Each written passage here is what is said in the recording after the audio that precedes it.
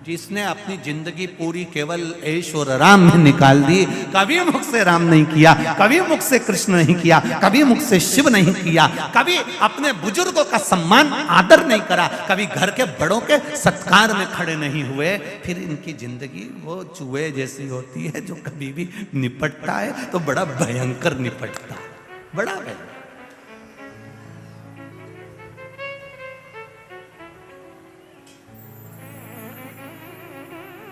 भक्ति के बल पर चले, भाव के बल। महाराज दूषण ने कहा मुझे मरना नहीं है, आप मुझे वर दीजिए ब्रह्मदेव। ब्रह्मा जी ने कहा ऐसा नहीं हो सकता कि तुम मरोगे नहीं, मरना निश्चित है, ये निश्चितता है, तुम्हें मरना तो पड़ेगा, पर मुझे दूसरा वर दे दो। क्या वर चाहिए? महाराज अगर मैं मरूं, मान लो मेरे प्राण छूटे, तो मुझे मारने वाला भी ऐसा होना चाहिए जिसकी बहन ने हजारों वर्ष तक मेरे जैसा तप करा हो।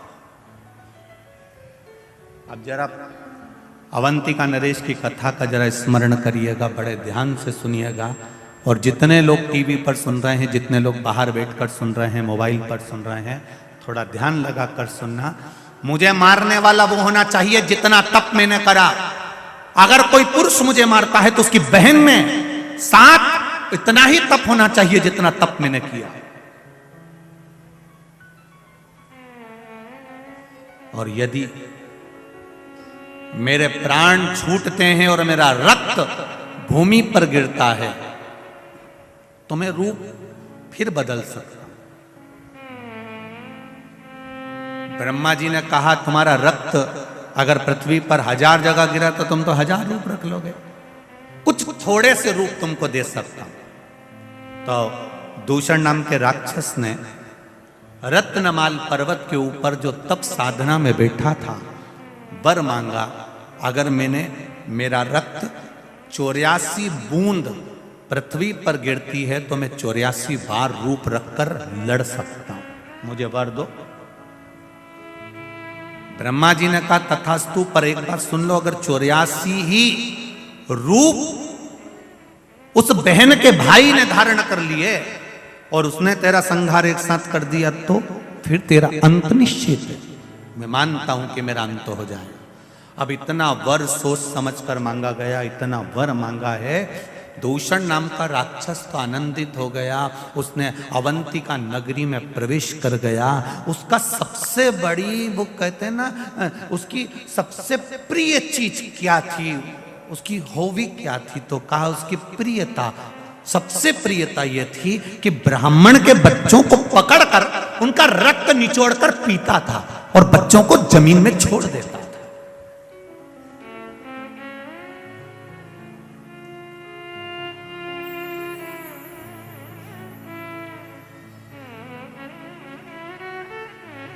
कई लोग कहते हैं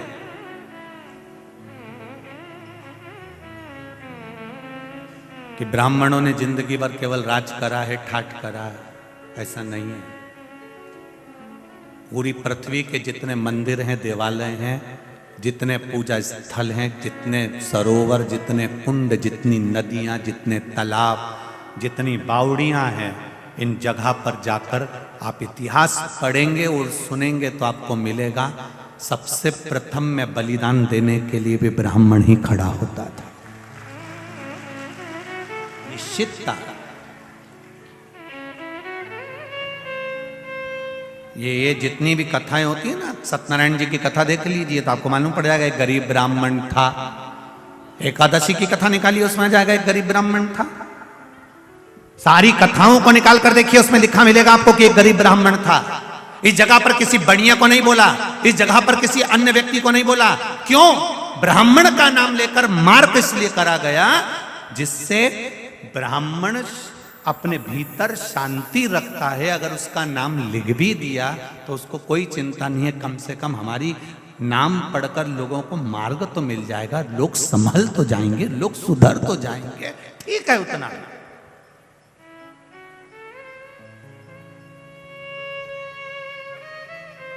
उसने किसी से ऑब्जेक्शन नहीं करा कि हमारा नाम यहां पर क्यों लिखा, सत्यनारायण जी की कथा में हमारा नाम क्यों आया, गरीब ब्राह्मण का नाम क्यों आया, हमारा नाम क्यों आया। उससे कथा, देवराज नाम का ब्राह्मण शिव महापुराण, बिंदुक नाम का ब्राह्मण शिव महापुराण, आत्मदेव नाम का ब्राह्मण श्रीमद् भागवत कथा, देव नाम का ब्राह्मण विष्णु पुराण।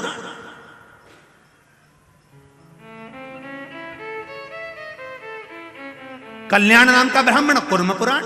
आप उठाओ, एक एक पुराण में सबसे पहले कथा चालू होती है तो वहां पर उसके क्यों, क्योंकि उससे अगर कथा का प्रारंभ हो रहा है तो कोई को ये बुरा ना लगे। कहीं अगर किसी व्यक्ति का नाम लिख देते, किसी अन्य वर्ण का स्मरण कर देते तो उनको लगता कि हमारा नाम लिख दिया, तो उन्होंने कहा इसी का लिख दो, इससे मार्ग तो मिलेगा। कोई बात नहीं है, सहनशील है, शांति का प्रतीक है, इसके भीतर धीरजता रहेगी, कोई बात नहीं। तो यहां वर्णन किया वेद प्रिय नाम का ब्राह्मण और इस दूषण नाम का राक्षस रत्नमाल पर्वत से नीचे आया।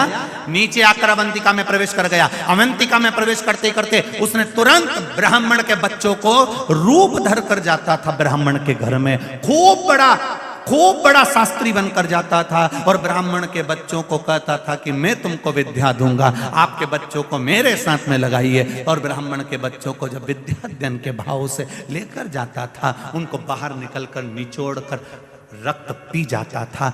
सारे ब्राह्मणों के घरों में रोज का हाहाकार मचा होता था, रोज रोते थे, रोज आंसू ढलते थे, प्रतिदिन शव निकलते थे, बिलखते लोग।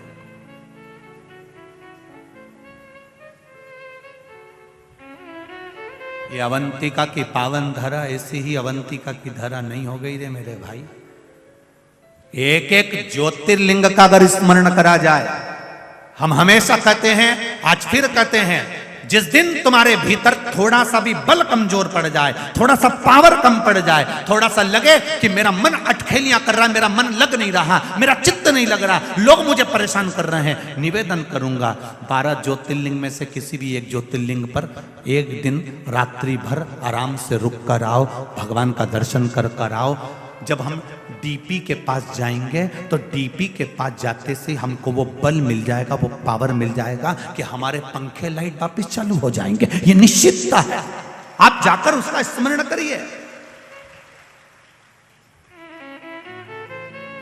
कनेक्शन सही जगह जोड़ने का प्रयास करो। ये माइक चल रहा है, इसको लाइट मिली है, अब वो डोरी फैला दे लंबी चौड़ी और खूब लंबी डोरी फैला दे और वहाँ डीपी से या मीटर से नहीं जोड़े और डोरी तो यहाँ तक आ गई और ये बार बार खटका चालू करे बंद करे, खटका चालू करे बंद करे। क्यों रे, ये माइक क्यों चालू हो रहा, माइक क्यों नहीं चालू हो रहा? अब ये तो यहाँ देख रहा, पर इसको क्या मालूम कि वहां से किसी ने कनेक्शन निकाल दिया। फिर ये दौड़ कर जाएगा, फिर कनेक्शन देखेगा, कनेक्शन निकला पड़ा है, फिर कनेक्शन उस प्लग में लगाएगा, वायर जोड़ेगा, तब जाकर माइक चालू होगा, लाइट चालू होगी, पंखा चालू होगा। उसी तरह कई लोग ऐसे हैं जो मंदिर तो जाते हैं, इनने डोरी तो फैला दी, ये पानी का लोटा लेके भी जाते हैं, ये डोरी फैली। कई लोग मंदिर जाते हैं, कई लोग कथा में जाते हैं, कई लोग जाते हैं, ये जितने भी लोग कथा में आते हैं या जितने लोग भी मंदिर जाते हैं, समझ लेना इन्हें डोरी तो खूब लंबी फैलाई है। रोज मंदिर जाती हूँ, मुझे 4 महीना हो गया, कोई के मुझे 6 महीना हो गया, कोई के महाराज की कथा सुनते सुनते हमारे तो 2 साल हो गया। इन्हें डोरी तो खूब लंबी फैलाई, खूब लंबी फैलाई, पर अभी तक इनने प्लग में नहीं जोड़ी है, इसलिए इनके खटके चालू नहीं हो। ये अगर दिल से एक बार शंकर की हो जाती, प्लग सही जुड़ जाता, तो फिर खटके चालू हो जाता, फिर कनेक्शन सही जुड़ ही नहीं पा रही। अब रोज घर आकर कहती है मैंने मंदिर में जल चढ़ाया था, भोलेनाथ जी ने नहीं सुना। अब तू खटका तो दबा रही है पर कनेक्शन सही नहीं जोड़ के आई। तू वहां गई तो थी मंदिर, पर जितनी भी माताएं बैठी थी ना, तू गई मंदिर, उनकी थाली देखती रही, उनका मुंडा देखती रही, उनका कपड़ा देखती रही, कहीं इधर टच कर, कहीं इधर टच कर, कहीं इसको कुछ बोल, कहीं उसको कुछ बोल, कहीं मंदिर की सुंदरता देखे, कहीं कचरा पड़ा हुआ देखे। पंडित जी तुम कहीं कर रहे थे, तुमसे सफाई नहीं बनी, पंडित जी तुमने ऐसा कर दिया, तुमने प्रसाद नहीं दिया। तुम वहां गई तो सही, पर कनेक्शन जहां जोड़ना था वहां नहीं जोड़ पाई, इन्हें दुनिया में जोड़ के आ गई। और अब के हमारे एक लोटा जल चढ़ाता चढ़ाता 6 महीना हो गया, भगवान ने हमारी सुनी नहीं। पिलक तो सही लगा दीजिए जी, सही कनेक्शन कर लेती तो लाइट चालू, पंखा चालू, माइक चालू, तो कनेक्शन नहीं जोड़ पाई। जा जरूर रही है, डोरी तो बहुत लंबी फैलाई तूने, मना नहीं, कनेक्शन जोड़ना पड़ेगा।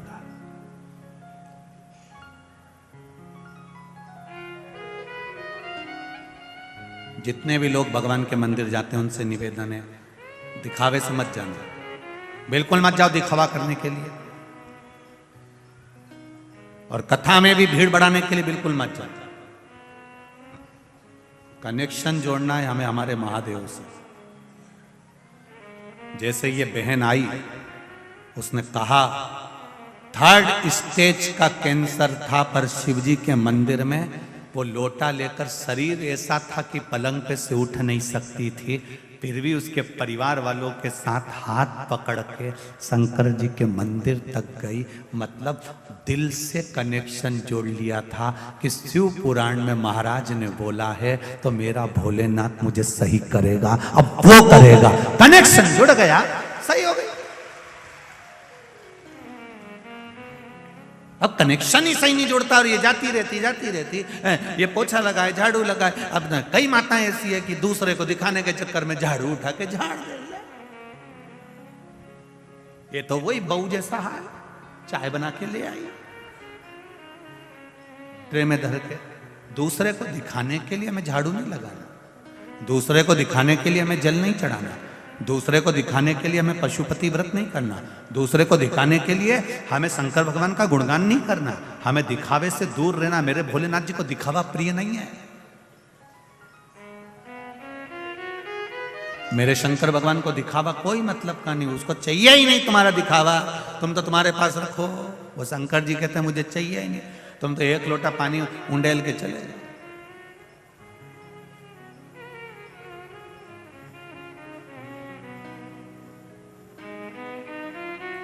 मेरे राम जी महाराज अपने मंदिर में बैठते हैं, दिन भर में 1 बार तैयार होते हैं। मेरे कन्हैया मंदिर में बैठते हैं, दिन भर में 1 बार तैयार होते हैं। मेरे भगवान विष्णु मंदिर में बैठते हैं, दिन भर में 1 बार तैयार होते हैं। दत्तात्रेय भगवान मंदिर में बैठते हैं, दिन भर में 1 बार तैयार होते हैं। देवी मैया मंदिर में बैठती है, दिन भर में 1 बार तैयार होती है। केवल 33 कोटि देवी देवता में केवल एक महादेव है जो जितनी बार जल चढ़ाने आता है उतनी बार तैयार कर जाता है, श्रृंगार कर। क्यों, किस लिए? कहीं कहीं पंडित जी कह देते हैं मैंने अभी श्रृंगार करा है, पानी मत चढ़ा देना, पर कहीं कहीं की रहती है मैं तो चढ़ाऊंगी जा। यहां शिवपुराण कर रही है, सारे देवी देवता 1 बार तैयार होकर बैठ जाते हैं, मेरा महादेव दिन भर तैयार होता है, 24 घंटे तैयार होता है। क्यों तैयार होता है? स्कंद पुराण में कहा वेद व्यास जी ने कि शंकर भगवान बार बार तैयार इसलिए होते हैं, वो अपने भक्तों को बल प्रदान कर कहते हैं कि हिम्मत मत हारना, दुनिया के लोग तेरे करे धरे पर पानी छोड़कर जाएंगे तो फिर तैयार होकर आगे बढ़ जाना। स्कंद पुराण में वेद व्यास जी कहते हैं भगवान शंकर प्रेरणा देते अपने भक्तों को, अपने गणों को कि दुनिया के लोग पानी चढ़ा कर जाएंगे, फिर तैयार होकर बैठ जाना, घबराना नहीं, फिर तैयार हो जा। 1 बार कहीं का गिराएगा, 2 बार नीचे गिराएगा, 3 बार नीचे गिराएगा, बार बार पांव पकड़ कर गिराएगा, कितनी बार? वो एक संत की कथा आती है, संत महाराज स्नान कर आ रहे थे, ऊपर बैठा हुआ व्यक्ति ने ईर्ष्या भाव से संत के ऊपर थूक दिया, पान खा के बैठा था, थूक दिया, संत वापस चले गए, फिर नहाया, उसने फिर थूक दिया, वो फिर गए, फिर नहाए, फिर थूक दिया, खूब थूका, आखिरी में मुंडा में पान खत्म हो गया। अब बापड़ा थूक के बता, अब और थूकता रहा तो मुंडा में थूक ही खत्म हो गया। अब उसको पानी पीने की जरूरत पड़ रही, पानी भी नहीं, नीचे आ गया। संत के चरणों में आकर बोला गुरुदेव मैंने आपके ऊपर इतना थूका, इतने अपशब्द कहे, इतनी गालियां दी, इतनी आड़ा टेढ़ा बोला, इतना थूका, गुरुदेव आपको बुरा नहीं लगा? गुरुजी ने उसके चरणों को प्रणाम करा, रोज गंगा की 1 डुबकी लगाता था, बापड़े तेरे चक्कर में 100 लग गई।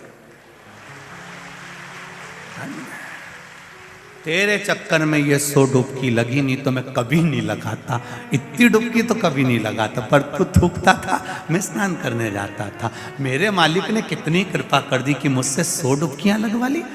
यही विचार हमारे भीतर आना चाहिए, हारना नहीं। एक बार अगर पानी चढ़ाकर चले गया, दूसरी बार मेरा भोलेनाथ फिर तैयार है, फिर पानी चढ़ाया फिर तैयार है, फिर पानी चढ़ाया फिर तैयार है। मेरे शंकर भगवान कहते हैं मैं नहीं घबराता, फिर तैयार होकर बैठ जाता, फिर तैयार। क्यों घबराना? एक बार दुकान खोली, हार गए, नहीं जमी, फिर दूसरी खोली, नहीं जमी, कोई बात नहीं। सुसाइड का मत सोचना, दुख मत मनाना, ये मत सोचना कि बर्बाद हो गया, बिल्कुल नहीं। फिर तैयारी कर, और अब की बार तैयारी करे तो महाकाल राजा पर, देवाधिदेव महादेव पर छोड़ दे, फिर तैयारी। मैंने एक एग्जाम दिया, नहीं हुआ, दूसरा एग्जाम दिया, नहीं हुआ, तीसरा एग्जाम दिया। एक बच्चे ने लिखा है, छोटा सा बच्चा,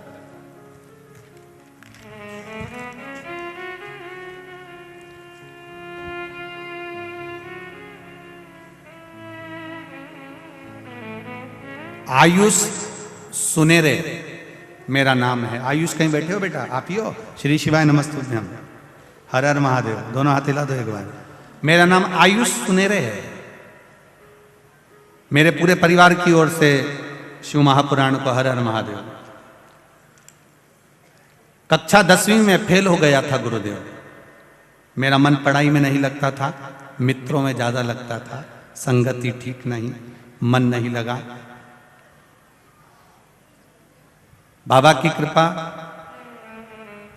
10वीं में आपके बल के द्वारा जो आपने शिव महापुराण में कहा उसके अनुसार मैंने फिर परीक्षा दी, और बाबा की कृपा से मैं पास की। फिर पास होने के लिए अग्रण्य हुआ। जन्मदिन घूमते घूमते मंदिर चला गया, और फिर मैं शिव मंदिर में रोज जाना प्रारंभ किया। 10वीं तो आपने बताई, वैसे पास करी 2-1 साल के अनुकूल। कक्षा 12वीं में आपके द्वारा बताए गए, मुझे लगा कि एक बार मैं 10th फेल हो चुका हूँ, दूसरी बार 12वीं भी बोर्ड की है, पास हो जाऊं बड़ा मुश्किल है।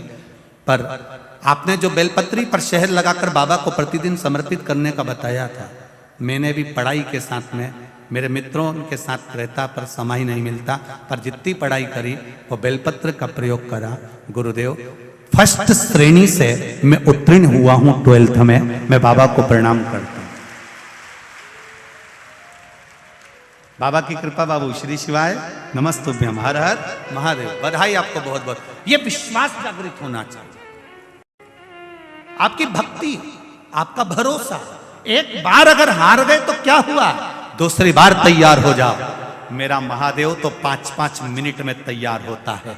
कोई जल चढ़ाया, फिर श्रृंगार गया, फिर जल चढ़ाया, फिर श्रृंगार गया। मेरा महादेव फिर तैयार होकर बैठ गया। मेरे महादेव कहते हैं हिम्मत मत हारना, फिर तैयार होकर आगे बढ़ना, फिर मेहनत करना, फिर कर्म करना।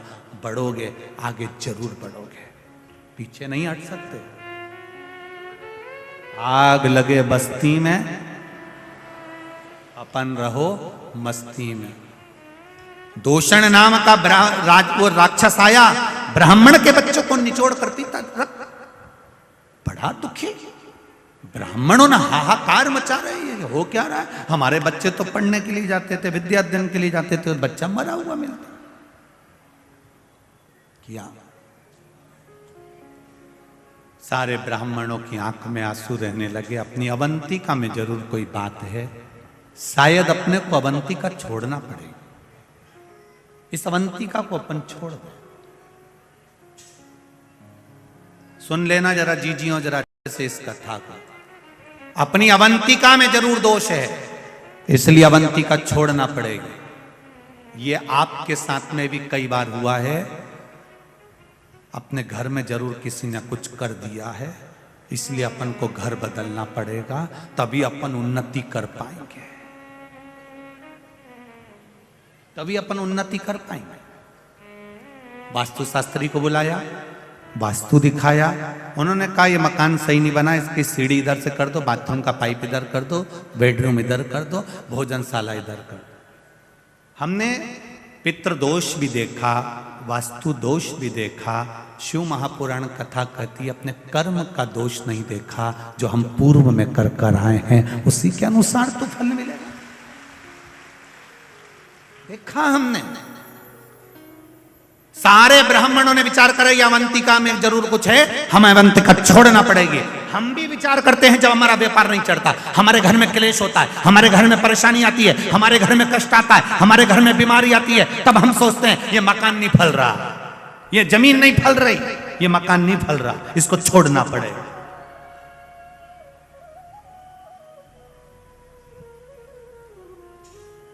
ये दुकान नहीं फल रही, दुकान छोड़ना पड़ेगा।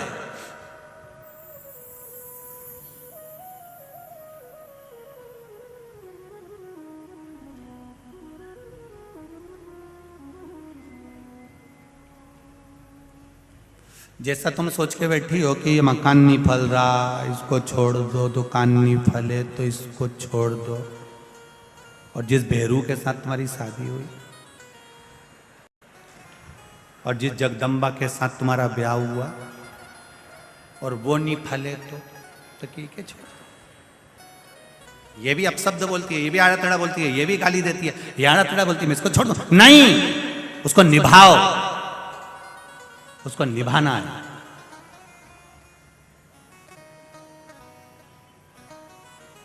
उसको निभाना।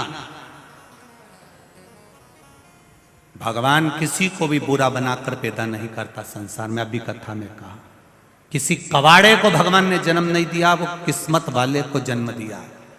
और तुम्हारा विवाह जिसके साथ हुआ है वो नारी भी किस्मत वाली है, और आपका विवाह जिस पुरुष के साथ हुआ है वो पुरुष भी किस्मत वाला है, साधारण नहीं हो सकता। ये दुनिया में दोष है जो आपको दोष बता देते हैं कि ये इसके कदम पड़े तब से ऐसा हो गया। कई माताएं कह देती है इसका पांव पड़ा जब से हम बर्बाद हो गए, इसका चरण पड़ा जब से ऐसा हो गया। नहीं नहीं नहीं नहीं नहीं, किसी के कदम से कोई बर्बाद नहीं होता, ये अपने कर्म से बर्बाद होता है। जो पूर्व में करा उसको भी तो भोगना पड़ेगा। जी हमने अभी का तो देख लिया, पूर्व का तो देखा ही। जैसे तुम यहां से जाओ और राजवाड़ा पे किसी लड़के को 8-10 लेडीज चप्पल से मार रही हो और गांव के लोग पूरे राजवाड़ा वाले किसी को मार दे या किसी व्यक्ति को मार दे, या मान लो 3 बत्ती चौराहे पर या पलासिया पर किसी व्यक्ति को कोई मार रहा है और तुमने जाकर देखा बेचारे को कितना मार रहे रे, बेचारे को कितना मार रहा है, एक लड़के को इतने सारे लोग मार रहे हैं, एक व्यक्ति को इतने लोग मार रहे हैं, तो तुमको दुख नहीं होगा? अरे बोलो तो जम के, दुख होगा ना कि बेचारे को क्यों मार रहे हैं। अब तुमने खड़े होकर देखा, थोड़ी देर बाद तुम्हें मालूम पड़ा कि इस व्यक्ति ने एक 4 साल की लड़की के साथ गलत काम कर दिया, तो तुम छोड़ोगी क्या? तुम भी फिर चप्पल उठा के तो 2-4 तो और दे जा में दे दर के। अभी तक तुमको मालूम नहीं था कि इसने गलत काम किया, अब तुम्हें मालूम पड़ा, तब तुमने उसको चप्पल से मारा, तब तुमने उसको अपशब्द कहा, तब तुमने उसको 2 थप्पड़ मारे। उसी तरह हम पूर्व में क्या कर कर आए हैं यह हमको अभी तक नहीं मालूम है। जब हम कर्म का भोग भोगते हैं तब भगवान से कहते हैं मैंने कौन सा कर्म किया होगा। भगवान कहते हैं हेरी कमला, मैं पहले का नहीं बता सकता, नहीं तो मैं तुझे बताता जरूर। ये कर्म का भोग है जो भोगना है, हमें किसी को दोष नहीं देना है। इसका पांव पड़ा ऐसा हो गया, उसने ऐसा किया ऐसा हो गया, ये मकान नहीं फल रहा, ये दुकान नहीं फल रही, ये बेकार हो गया। जमीन महारानी, पृथ्वी भूमि कभी बुरी नहीं होती। मेरी माँ है पृथ्वी, वो तो सबका भला करती है 24 घंटे, वो कभी बुरी नहीं होती। फिर लोगों ने कह दिया उसने कुछ कर दिया होगा। मैं 3 दिन से देख रही हूं मेरे दरवाजे पर कोई नींबू पटक के जा रहा है, मैं 3 दिन से देख रही हूं। जी कैमरा लगा दे। जब कहा कैमरा लगाते तब समझ में आया, सब्जी वाला निकलता था, उसकी डलिया नीचे से टूटी गई थी, नींबू नीचे गिर जाता था, कभी कभी मिर्ची भी गिर जाती थी। तो ये भी बोली कभी कभी कोई मेरे यहाँ नींबू पटक, कभी कभी 3-3 मिर्ची पटक जाता, कभी तो कोई मेरे दरवाजे पे रख के चले जाता। गुरुजी हम कहते तुमको ही ऐसे मिलते हैं? हमारे यहाँ ऐसा कोई नहीं मिलता कि जो इतना नींबू पटक जानी तो हम कुबेरेश्वर धाम में अचार बनवा के सबको खिलवा दें। तुम्हारे को ही मिले नींबू पटकने वाले, मिर्ची पटकने वाले। दुनिया में किसी की सामर्थ्यता नहीं है कि कोई तुम्हारा बुरा कर दे। अगर बुरा करने वाले होते तो सबसे पहले अंबानी और टाटा को छोड़ देते, उन्हीं पर करके बैठ जाते। कौन छोड़ता? जो बड़े बड़े पद पर बैठे हैं, औहदे पर बैठते हैं, थोड़ी सी विद्या करते उनको निपटा देते। पर वो भी तो अपनी जिंदगी जी रहे हैं। ना कोई तंत्र है, ना कोई मंत्र है, ना कोई विद्या है।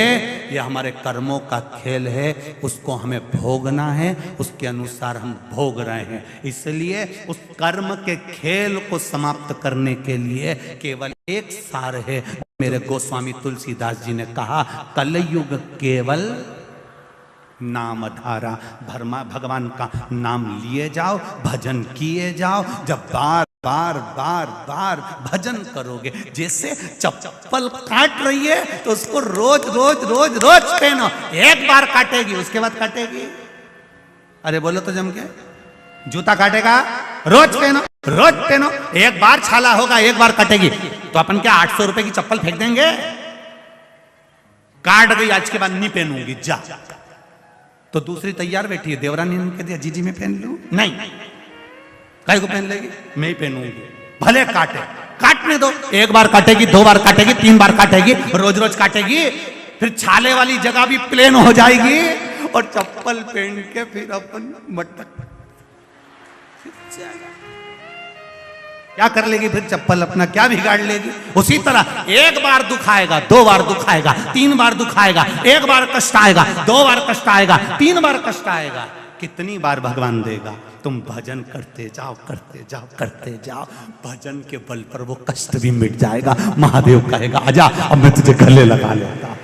कितना देगा? दे दे, करो भजन। दूषण ने उपद्रव मचाया, ब्राह्मणों ने सोचा अवंतिका छोड़ दो। तब वेद प्रिय ब्राह्मण के पास सूचना गई, सारे ब्राह्मण अवंतिका छोड़ रहे हैं। वेद प्रिय ने कहा, अवंतिका क्यों छोड़ना? ये अवंतिका तो हमारी जान है। ये पृथ्वी, ये घर, ये मकान हमारा है। हम लोगों के कहने पर इसको कैसे छोड़ दें? घर नहीं फल रहा, किसी ने कह दिया घर नहीं फल रहा, तुमने घर छोड़ दिया। अब किराए के मकान में रह रहे हो। घर बेचकर जो पैसा मिला था सारा के सारा बर्बाद हो गया। अब कर्जे में लदालूम हो गए। मकान भी किराए का, दुकान भी किराए की, सब किसी के कहने पर छोड़ दिया तुमने कि मकान अच्छा नहीं है छोड़ दो, दुकान अच्छी नहीं है छोड़ दो। मत छोड़ना, आखिरी दम तक मत छोड़ो, पड़े उसी में चलाते नहीं छोड़।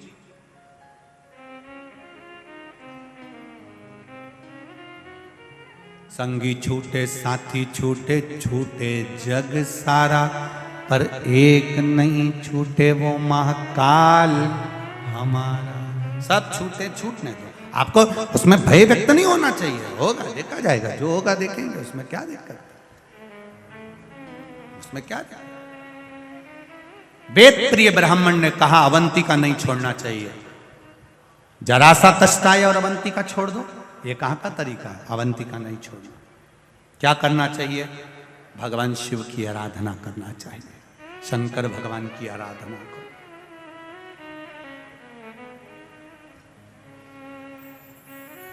शिव की आराधना, शिव की आराधना करने से जरूर हमें उसका फल प्राप्त होगा, ये निश्चित है। और जब हमें उसका फल मिलेगा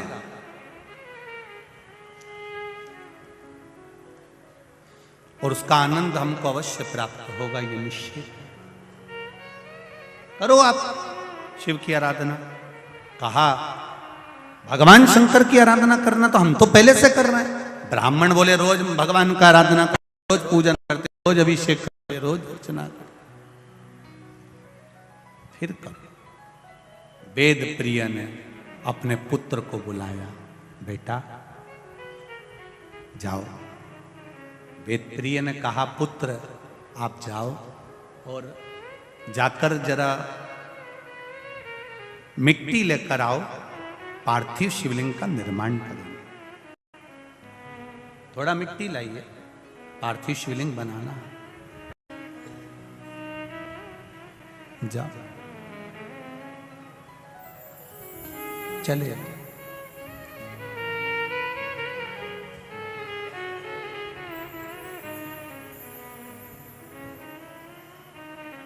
और जब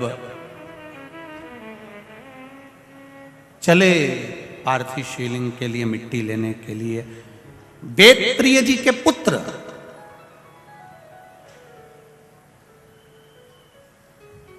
हरप्रिय आज माटी लेने के लिए जा रहा है।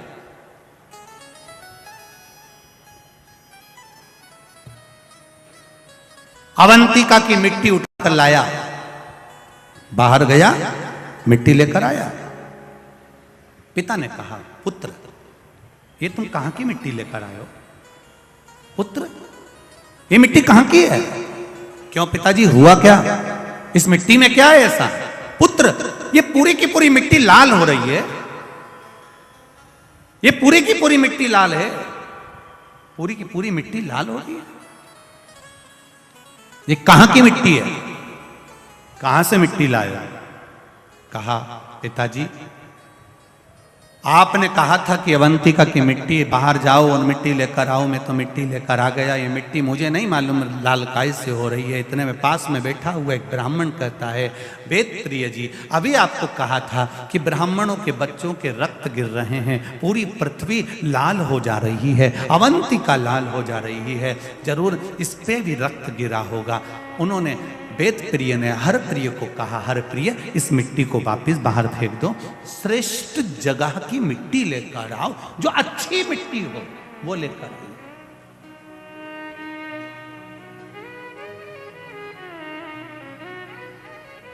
फिर सुन लीजिए जरा अच्छे से, ध्यान से सुनिएगा। कभी मौका मिले जीवन में, जब पार्थिव शिवलिंग का निर्माण करो, पार्थिव शिवलिंग जब बनाओ, अपने गमले में, अपनी जमीन में, कहीं शुद्ध जगह पर, किसी वृक्ष के नीचे से या किसी ऐसी जगह से मिट्टी लो जिस मिट्टी पर कोई ने गलत कृत्य ना करा हो, कहीं अच्छी हो, शुद्ध हो, वो भाव देखकर लाओ उसको। गंगा का जल छीटो, नर्मदा का पानी छीटो, छिपरा का जल छीटो, जो तुम्हारे पास में पवित्र भाव हो वो छीटो। ना हो तो उसमें बड़े आनंद के साथ साथ जल का गंगा, यमुना, सरयू, छिपरा, सरस्वती सबका स्मरण कर कर जल छीटो और उसको शुद्ध बनाओ, पवित्र नदी का जल छीटो।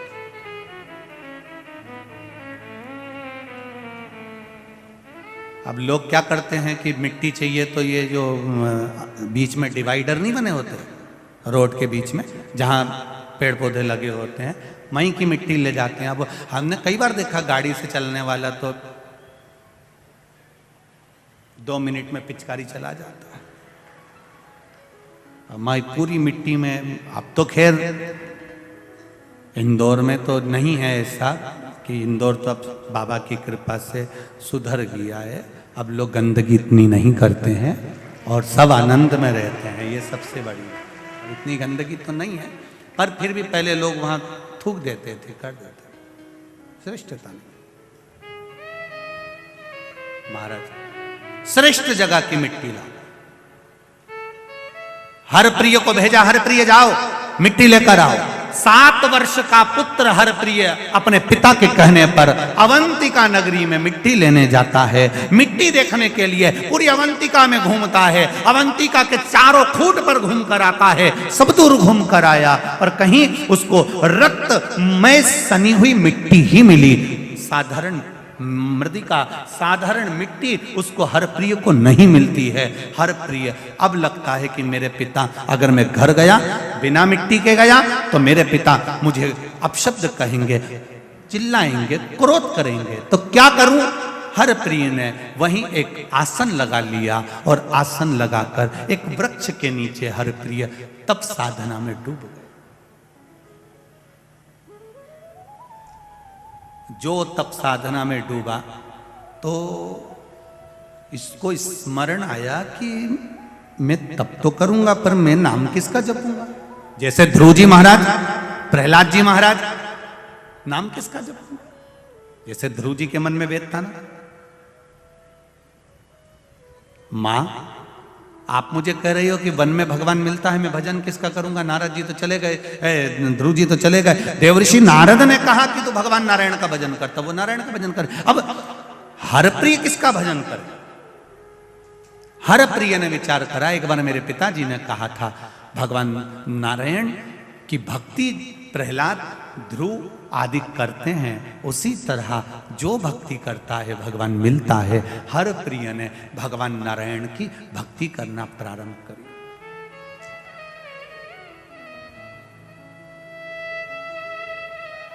ऐसी भक्ति हर प्रिय ने करी कि वैकुंठ लोक हिलने लगा।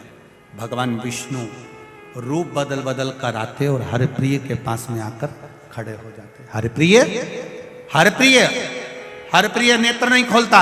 भगवान फिर गए, भगवान विष्णु ने दूसरा रूप रखा, फिर आए, भगवान विष्णु ने तीसरा रूप रखा, फिर आए, भगवान विष्णु ने चौथा रूप रखा, फिर आए, भगवान विष्णु ने पांचवा रूप रखा, फिर आए, भगवान विष्णु ने छठा रूप रखा, फिर आए, भगवान विष्णु ने सातवां रूप रखा, फिर आए, भगवान विष्णु ने आठवां रूप रखा, फिर आए, और भगवान विष्णु ने जब नवा रूप रखा, तब भगवान विष्णु जब सामने आकर खड़े हुए, हरप्रिय ने नेत्र खोल लिए। हरप्रिय बच्चा था, उसने आंख खोलकर हाथ जोड़कर कहा, प्रभु आप आए हो? आपसे पहले भी 8 बार किसी ने आवाज लगाई थी। भगवान विष्णु ने 8 नारायण को वहां खड़ा कर दिया और 9वें नारायण के रूप में भगवान वहां खड़े थे। भगवान विष्णु ने कहा, जाओ। हरप्रिय किस लिए तप करा है? मेरे पिता ने मिट्टी मंगवाई है। हरप्रिय, इस अवंतिका के 7 स्थान पर जाकर खड़े हो जाना, और 7 स्थान में से तुम मुट्ठी भरकर जहां से मिट्टी लोगे वो मिट्टी पवित्र कहलाएगी। हरप्रिय जब पलट कर जाने लगा तो भगवान विष्णु से कहता है, नारायण आप चले जाओगे तो अवंतिका तो खाली हो जाएगी। आप मुझे दर्शन देने के लिए आए हो, ऐसे ही अवंतिका में आप 9 नारायण विराजमान क्यों नहीं हो जाते? भगवान 9 नारायण बनकर अवंतिका में विराजमान। 9 नारायण बनकर भगवान अवंतिका में विराजमान हो गए। भगवान विष्णु ने कहा, जाओ हरप्रिय, तुम 7 जगह से जहां मुट्ठी भरकर मिट्टी को उठा लोगे, उस जगह की मिट्टी पवित्र हो जाएगी। 7 जगह पर हरिप्रिय ने मुट्ठी भरकर मिट्टी उठाना प्रारंभ करा। जहां से मुष्टिक भरता था हरिप्रिय, वहां सरोवर बन जाता था। आज भी उस जगह पर जहां से हरिप्रिय ने 7 जगह से मिट्टी को ग्रहण करा, वहां 7 सागर बन गए हैं। पूरे के पूरे अवंतिका नरेश की नगरी 7 सागर बन गए। मुष्टिका में उठाई मट्टी को और मट्टी लेकर अपने पिता को दिया। पिताजी ने उस मिट्टी का पार्थिव शिवलिंग का निर्माण करा। पार्थिव शिवलिंग का निर्माण कर कर जब पूजन क्रम में बैठे, भगवान देवाधिदेव महादेव की आराधना करने के लिए बैठे। शिव की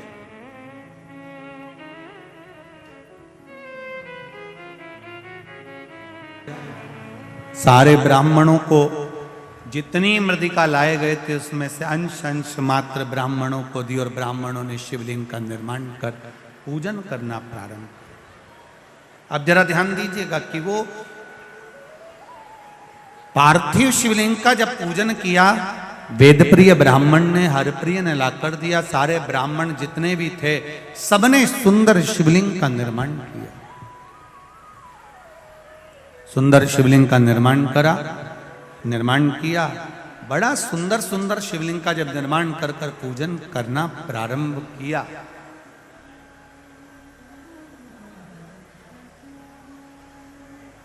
उसी समय पर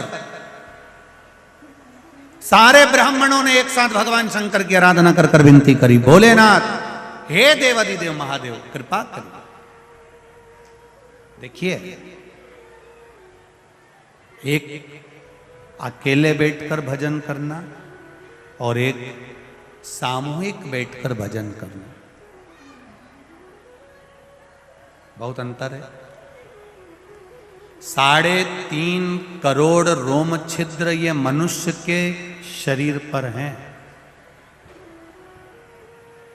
3.5 करोड़ रोम छिद्र मनुष्य के शरीर पर हैं। ये 3.5 करोड़ रोम छिद्र का जो पवित्र स्नान होता है वो भगवान के भजन से होता है। एक दिन में मनुष्य को 3.5 करोड़ बार भगवान का नाम लेना चाहिए, तब जाकर ये शरीर शुद्ध हो पाता है। अब 3.5 करोड़ बार तो कोई भगवान का नाम लेगा नहीं, तो क्या करना चाहिए? कथा में जाकर बैठ जाओ। भगवान की कथा में जाकर जब बैठोगे, सब इतने लोग एक साथ में मिलकर जब भगवान का भजन करेंगे, वो भजन करते करते जब वाणी से निकलेगा, टकराएगा, बिखरेगा, कण कण कण कण 3.5 करोड़ रोम छिद्र में समाएगा, तो हमारा कल्याण अपने आप हो जाएगा। करो भजन भगवान का। प्रार्थना में वो बल है।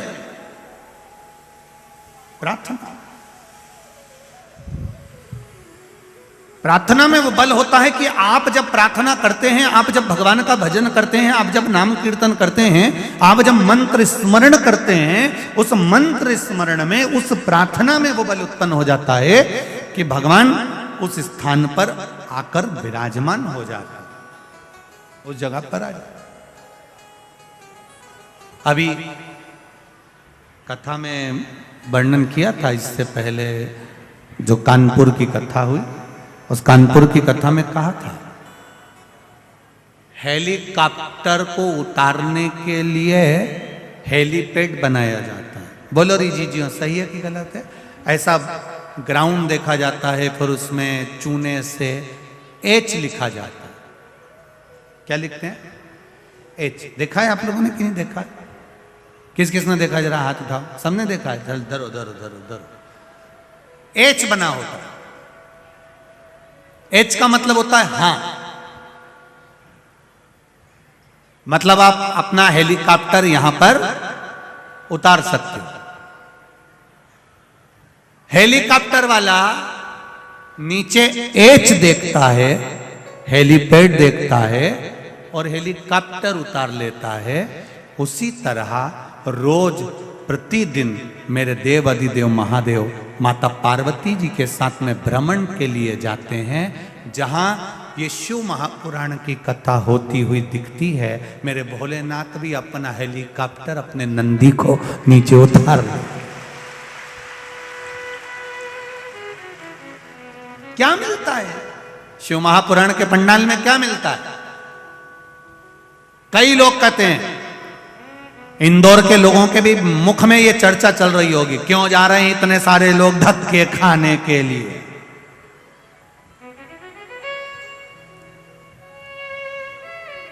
कई लोग कहेंगे लोग पागल हो गए।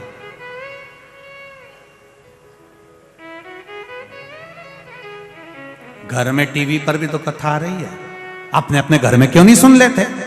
वहां रोड पर बैठे हुए हैं, दीवार पर चढ़े हुए हैं, मकान पर चढ़े हुए हैं, बाउंड्री पर चढ़े हुए हैं। अरे भाई,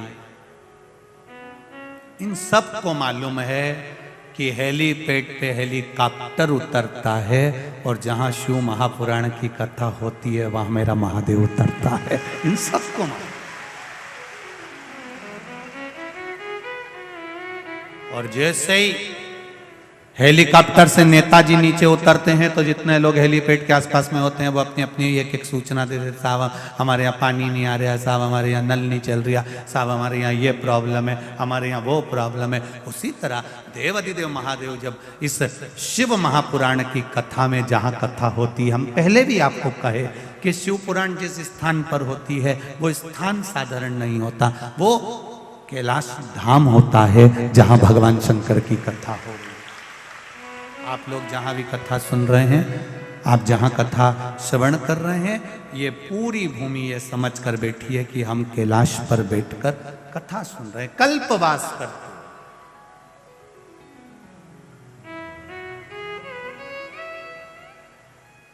शिव भगवान की कथा को सुन, सबके दुखड़े जो तू हर गया डमरू वाले, तो मेरे दुखड़ों को देख कर क्यों डर गया डमरू वाले? ऐसा क्या कर दिया मैंने जो मेरे दुख नहीं कटते प्रभु? आप कृपा करिए, आप दया करिए, आप उदारता करिए, आप करुणा करिए। तब सबने ब्राह्मणों ने एक साथ भगवान शंकर को पुकारा। अभी तक दूषण नाम का राक्षस जो रत्नमाल पर्वत पर बैठता था, अब वो अवंतिका में अपना असली स्वरूप धारण कर कर घूम रहा है। आप देखिएगा जरा, ये शिव की कृपा है, ये शंकर की उदारता है, ये शंकर की करुणा है। अभी तक जो रूप बदल कर चल रहा था, अब उसका असली चेहरा भगवान शंकर की कृपा से सामने आ गया। अब वो राक्षस के रूप में घूम रहा, असुर के रूप। आपके साथ में अगर कोई बुरा करने वाला है, आपके साथ में अगर कोई गलत करने वाला है, आपके साथ में अगर कोई आपके लिए अपशब्द कहने वाला है, आपके लिए गालियां देने वाला है, वो कितना भी छुप कर दे ले, फिर मेरे महादेव की कृपा जिस दिन हो गई, वो अपने असली स्वरूप में प्रकट हो ही जाता है, सामने आ ही जाता है। करे वो करने में दिक्कत नहीं, करे वो। भाई बैठिए, आप देंगे माइक, देंगे, बैठो बैठो। असली स्वरूप में वो प्रकट हो जाता है, अपने असली स्वरूप में सामने आ जाता है।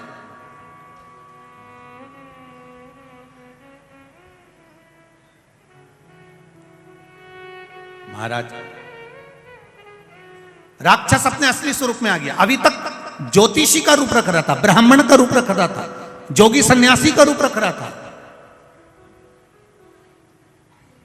संत महात्मा का रूप रख कर आता था, और ब्राह्मणों के घर में जाता और ब्राह्मणों से कहता मैं इनको विद्याध्ययन कराऊंगा, और उन बच्चों को लेकर चले जाता, उनका रक्त निचोड़ कर पी जाता। अब अपने असली स्वरूप में आ गए, अब असली स्वरूप में प्रकट हो गया।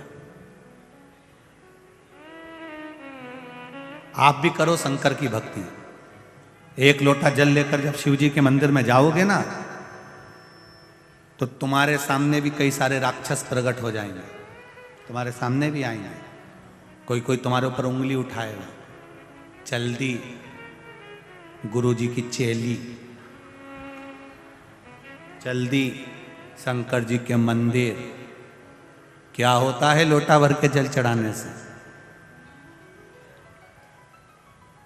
जो तुमको ज्यादा ज्ञान देना कि शिव जी को जल चढ़ाने से क्या होता है, शंकर भगवान के मंदिर जाने से क्या होता है, तो उनसे हाथ जोड़कर कहना इतना जोरदार ज्ञान तू अपनी लुगाई को क्यों नहीं देता?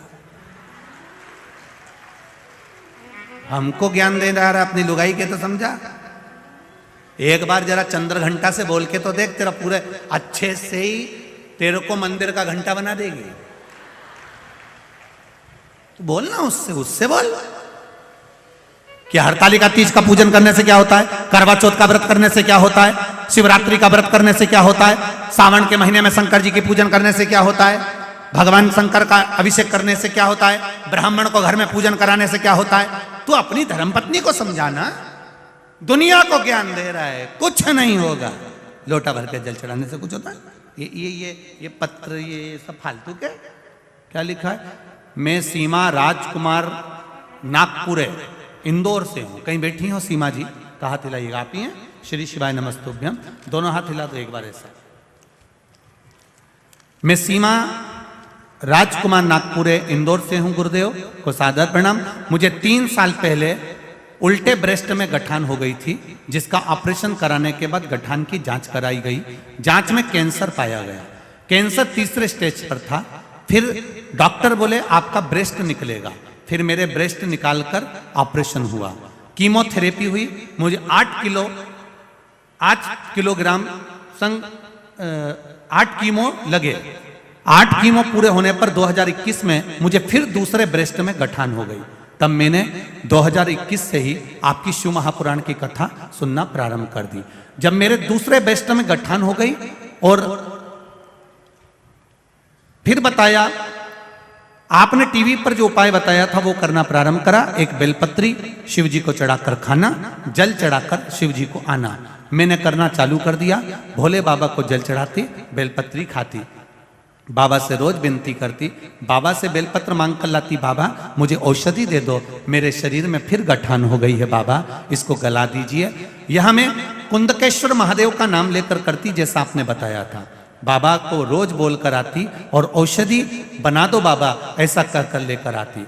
बाबा की कृपा, गठान को गलाने का कहती।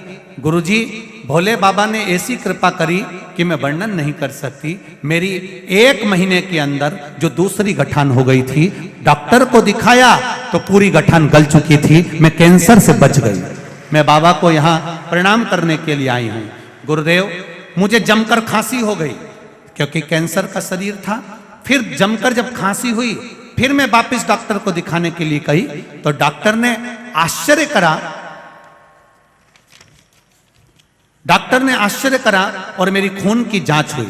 जब खून की जांच कराई गई, सारी जांच देखी गई तो मेरी सारी जांच नॉर्मल आई और मेरे शरीर से कैंसर भी समाप्त हो गया। मैं बाबा को प्रणाम करने आई हूँ। ये मेरी कैंसर की जांचें लगाई है मैंने, पूरी जांच मेरी कैंसर की लगी हुई है। जहां जहां मेरे को कैंसर हुआ दिखाया गया, हॉस्पिटल के साले पर्चे मैं लगाकर भेज रही हूँ। शिव किसको कहते हैं बाबा? शंकर का 1 लोटा जल और 1 बेलपत्री में वो बल है जो दुनिया में कहीं नहीं हो सकता। बैठिए बहन। श्री शिवाय नमस्तुभ्यम। हर हर महादेव। बैठ जाइए। तेरी कृपा बिना न हिले एक भी लेते हैं श्वास, तेरी कृपा से जो तुमको ज्ञान दे। लोटा भर के जल चढ़ाने से क्या होता है? शिव जी पे बेलपत्र चढ़ाने से क्या होता है? उनसे क्यों अपनी लुगाई समझाओ? हमें ज्ञान मत दो। धर्म में अगर आदमी घुसता है, प्रवेश करता है, तुम कभी नहीं टोकते, पर सनातन धर्म में आगे बढ़ता है तो 25 बार उंगली उठाते हो। तुम सनातन धर्म के विरोधी हो।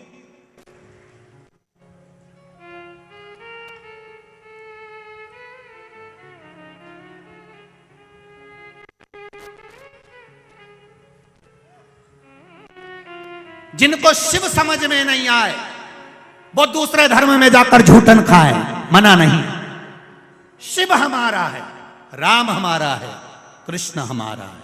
और अगर आज राम कृष्ण हमारा है तो फिर हमें कहीं झूठन खाने जाने की जरूरत नहीं पड़ेगी। और मिलेंगे तुमको झूठन खाते हुए बहुत सारे। 25 दिसंबर जब आए तो देख लेना, ढेर सारे झूठन खाते हुए नजर आएंगे। 31 पे ढेर मिलेंगे तुमको। अगरबत्ती छोड़कर मोमबत्ती पकड़े हुए ढेर मिलेंगे तुमको। ढेर झूठन खाते हुए हमें नहीं खाना। हम खाएंगे तो उसके दरवाजे की रज खा लेंगे, उसके दरवाजे की ठोकर खा लेंगे, पर दूसरी जगह प्रवेश नहीं करेंगे। ये हमारा धर्म कहता है, ये सनातन धर्म कहता है। टकना नहीं। जो ज्यादा ज्ञान दे उसको 1 नारियल और 11 रुपए देकर आ जाना। ए भेरू, ये 10 रुपए का सिंदूर चढ़ा लेना। कहकर आना जो ज्यादा ज्ञान दे आपको, उसको समझा दो अच्छे से, ले जाओ। जो व्हाट्सएप पर ज्यादा ज्ञान दे, फेसबुक पर ज्यादा ज्ञान दे, मोबाइल पर ज्यादा ज्ञान दे, उसको अच्छे से समझा दो एक बार, तेरा क्या होगा रे, खा लिया। समझा। बोल बम का नारा है, जम के बोलो जरा, बाबा एक सहारा है। अभी आवाज नहीं आई, जरा जम के बोलिए। बोल बम का नारा है, बस बाबा एक सहारा है। उसके सहारे पर जिएंगे, उसके बल पर जिएंगे। और वो बैठा है तो मेरा विश्वास कहता है धक्के नहीं खाने देगा। इन पत्रों में अगली बार 2 साल 3 साल बाद जब भी कथा करने यहाँ आऊंगा, इन पत्रों में तुम्हारा भी नाम होगा, ये निश्चित है। अभी 2-3 साल तो कथाएं खाली नहीं है, पर 2-3 साल के बाद जब भी इंदौर आऊंगा तो ये निश्चितता है इन पत्रों में। ये इंदौर वालों के भाग्य हैं जो आज कथा सुन रहे हैं, इसके बाद तो 2 साल 3 साल 4 साल तक जो भी योग लगेगा तब कथा का योग लगेगा। पर इंदौर वासियों को जो कथा मिली है, ये विश्वास रख कर कहता हूँ जीजियों, दिल से सुनना। मेरा महादेव जब भी देता है तो छप्पर फाड़ कर देता है, खाली नहीं छोड़ेगा, निश्चितता है उसका नाम कुबेर भंडारी है, वो भंडार भरता लगे सेवा में। आज बजरंग दल के लोग लगे हैं, विश्व हिंदू परिषद के लगे हैं, हिंदुत्व समिति लगी है, दुर्गा वाहिनी लगी है, आरएसएस के भक्त लगे हैं, सेवक लगे हैं, चारों तरफ हर तरह का व्यक्ति सेवा दे रहा है प्रत्येक। और आज तो भगवान ने कृपा कर दी इंदौर वालों पर, कई जगह पर लोग प्रसाद वितरण कर रहे हैं, कोई हलवा बांट रहा है, कोई कुछ बांट रहा है। ये इंदौर वालों के ऊपर भगवान भोलेनाथ की कृपा हो गई। भक्तों का भाव ये जानते हैं, मौका नहीं मिलेगा। आज कौन से दिन की कथा हो गई? बोलो जम के बोलो जरा। 4 दिन, 3 दिन और बचे, 2 दिन की सही चलेगी, तीसरे दिन को सुबह की कथा बात कर सीताराम जी हम भी चले राम जी।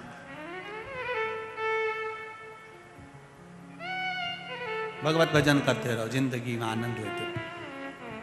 हर ब्राह्मण ने, हर प्रिय ने अपने पिता से कहा, आज दूषण नाम का राक्षस अपने असली स्वरूप में आ गया। शिव जी के सामने असली स्वरूप आता जरूर है। जो तुम्हारे पीठ पीछे गड़बड़ करता है वो एक दिन तुम्हारे चरणों में पड़ा मिलेगा, ये निश्चितता है। ये मेरा शिव है, ये मेरा शंकर, ये मेरा ओघड़ी है, ये मेरा दयालु दातार है, ये मेरा भंडारी है, कुबेर महाकाल राजा। सामने आ गया दूषण। दूषण ने आज वेद प्रिय के बेटे को, हर प्रिय को उठा लिया। इसको ये नहीं मालूम था कि ये मिट्टी का स्पर्श कर लिया था, वो मिट्टी जो शंकर भगवान का शिवलिंग का निर्माण कर रही है। हर प्रिय को उठाया। इतनी देर में सारे ब्राह्मणों ने शिव जी को पुकारा। शंकर भगवान कालों के काल महाकाल बनकर प्रकट होने वाले थे। इतनी देर में वेद प्रिय के पास में शिव जी ने आकर कह दिया, सुनो वेद प्रिय, मैं प्रकट तो हो जाऊंगा, दूषण को मार भी दूंगा, मना नहीं है, पर अगर इसका रक्त पृथ्वी पर गिर गया तो ये 84 रूप रख लेगा, और मैं 84 रूप नहीं रख सकता, क्योंकि मैं इस भूमि पर निवास करता हूं, इस पृथ्वी पर रहता हूं, मैं रूप नहीं रख सकता। लोगों के शरीर में देवी जी आती है, देवता जी आते हैं, सब्र आते हैं, पर किसी के शरीर में महादेव नहीं आते, क्योंकि महादेव कहीं गए नहीं, यहीं की यहीं है, तो आके करेंगे क्या, वो तो पहले ही है। और कहीं का घूमता घूमता कह दे कि मुझे महादेव आ गए, तो उसको धतूरा चढ़ा देना, कांटे वाले धतूरे लिया, 1 बोरी भर के चढ़ा दो, थोड़ी देर बाद महादेव निकल जाएंगे बाहर, रहेंगे नहीं। जब सब दूर से चुभेंगे ना तो अपने आप निकल जाएंगे।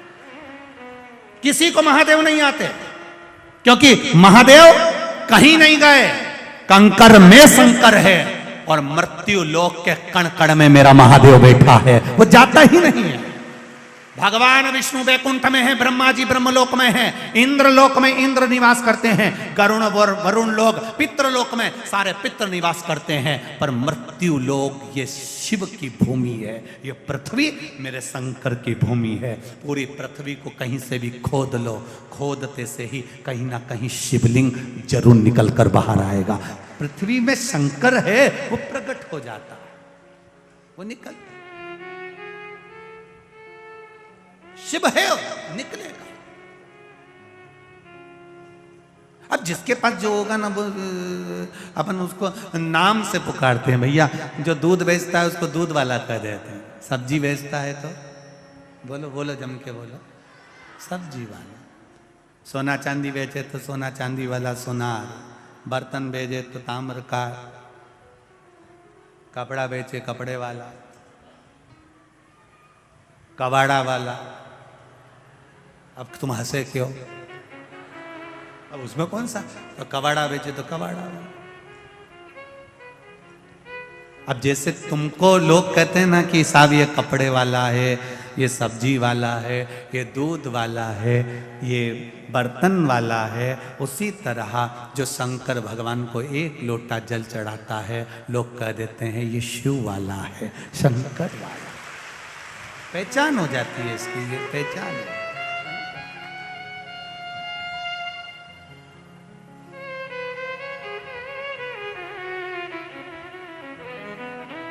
आप सब जाओ, मेरी बहन छिप्रिया से कहो। उसने तप करा। छिप्रिया घोर तप में बैठी है, घोर तप। आप छिप्रिया से कहो, जब दूषण नाम का राक्षस मरेगा, उसका रक्त भूमि पर गिरेगा, छिप्रिया पानी के रूप में आ जाए, उसको धो जाए। उसका तप बहुत प्रबल है। और छिप्रिया का अगर तप प्रबल है तो यह दूषण मर जाएगा। छिप्रिया में वो बल है। कहते हैं, दुनिया के लोग कहते हैं साहब नर्मदा जी में बड़ा बल है, गंगा जी में बड़ा बल है, यमुना जी में बड़ा बल है। हम कहते हैं कोई जितनी संसार की पवित्र नदी हैं उनमें ये ऊंचा नीचा मत सोचो कि इसमें ज्यादा बल है, इसमें कम बल है। ब्रह्मा जी बड़े कि विष्णु जी बड़े कि शिव जी बड़े, यहाँ तो सब भगवान शंकर की कथा कहती है ब्रह्मा विष्णु महेश सब एक हैं। उसी तरह गंगा यमुना छिप्रा सरयू सब एक है। इसमें कौन बड़ा कौन छोटा ये हम नहीं कह सकते, ये तो बुद्धि है हमारी। हम जब छोटा देखते हैं तो छोटा नजर आता है, हम बड़ा देखते हैं तो बड़ा नजर आता है। ये हमारी बुद्धि के अनुसार है, नहीं तो शास्त्र तो कह रहा है, शिव महापुराण कह रही है, भगवान शंकर की कथा कर रही है कि छिप्रिया ने जो तप किया, कहते हैं जितना तप गंगा जी ने भगवान शंकर के लिए करा था, जितना तप मां नर्मदा जी ने शिव तत्व को प्राप्त करने के लिए करा था, उससे अधिक तप मां छिप्रिया ने अपने भाई के लिए किया था। कोई साधारण है? उससे अधिक तप करा है मां छिप्रिया ने। और छिप्रिया ने जब तप किया, कह दिया भगवान भोलेनाथ ने, जाओ कहो। छिप्रिया से जाकर आए वो पानी के रूप में। छिप्रिया ने कह दिया तुम जाओ, भोलेनाथ जी से कह दो तुम दूषण नाम के राक्षस को मारो, मैं पहुंच जाऊंगी। छिप्रिया तप में ऐसी लीन हो गई कि पहुंचना ही भूल गई। भगवान शंकर प्रकट होकर दूषण को मार दिए। दूषण भागता गया, शीश कटा, त्रिशूल से भागता जाता है, रक्त बूंद गिरती जाती है। 84 जगह पर बूंद गिर गई। छिप्रिया उसी समय पर प्रकट हो गई, पानी के रूप में आई। पानी के रूप में आकर जैसे ही धोना चाहती थी, उतनी देर में तो दूषण नाम का राक्षस प्रकट होता चला जा रहा था। 84 रूप जब दूषण नाम के राक्षस ने रख लिए, छिप्रिया की आंख में जल भर गया। मेरा भैया अकेला और राक्षस 84, मेरा शिव दूसरा रूप नहीं रख सकता। ये शिव पुराण कह रही है कि शंकर किसी के विग्रह में नहीं आते, शंकर दूसरा रूप नहीं रखते, शिव दूसरा रूप नहीं रख सकते। तो छिप्रिया ने सोचा क्या करूं। आज छिप्रिया ने अपना तप बल फैलाया और तप बल की सीमा फैलाकर अपने भाई के 84 टुकड़े कर दिए। शंकर भगवान के 84 टुकड़े कर दिए। 84 रूप रखा शंकर भगवान ने अपनी बहन के बल से। दौड़ पड़े, 84 रूप रखकर दूषण नाम के राक्षस का संहार कर दिया, जो 84 रूप रखकर घूम रहा था। 84 रूप रखकर जब दूषण नाम के राक्षस का संहार करा, ब्राह्मणों ने हर हर महादेव कहकर कहा भोलेनाथ आप 84 रूप में अवंतिका में विराजमान हो जाओ। भगवान 84 रूप में बैठ गए। 4 अवस्थाओं में जो चौथी अवस्था है वो बड़ी विचित्र अवस्था। पहली है बचपन, दूसरी है जवानी, तीसरी है अधेड़ी और चौथा है बुढ़ापा।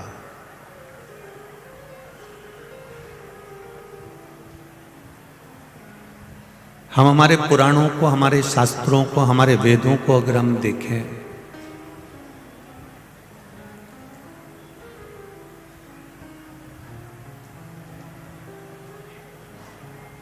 तो ऐसा नहीं है कि प्रथम अवस्था में जैसे प्रहलाद जी ने या ध्रुव जी ने, मीराबाई ने, कर्माबाई ने, नामदेव जी ने, नरसिंह मेहता जी ने, तुकाराम जी ने भगवान को प्राप्त किया।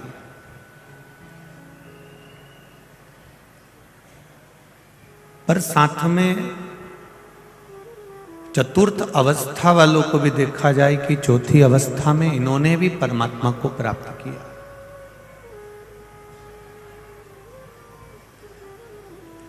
नंद बाबा ने चौथी अवस्था में भगवान कृष्ण को प्राप्त किया था। दशरथ जी ने चौथी अवस्था में मेरे राम जी को प्राप्त किया था। कदर्म बाबा ने चौथी अवस्था में कपिल बाबा को प्राप्त किया था। आंत्री बाबा ने चौथी अवस्था में दत्तात्रेय भगवान को प्राप्त किया था।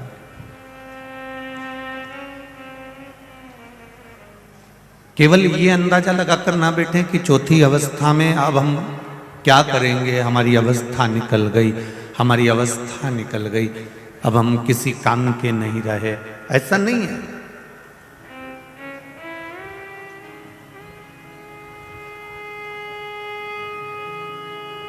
दशरथ जी ने चौथी अवस्था में राम जी को प्राप्त कर लिया था। नंद बाबा ने चौथी अवस्था में भगवान कृष्ण को प्राप्त कर लिया था। शिव महापुराण की कथा कहती है, जब 60 वर्ष की अवस्था आती है, गवर्नमेंट भी जब रिटायर कर देती है,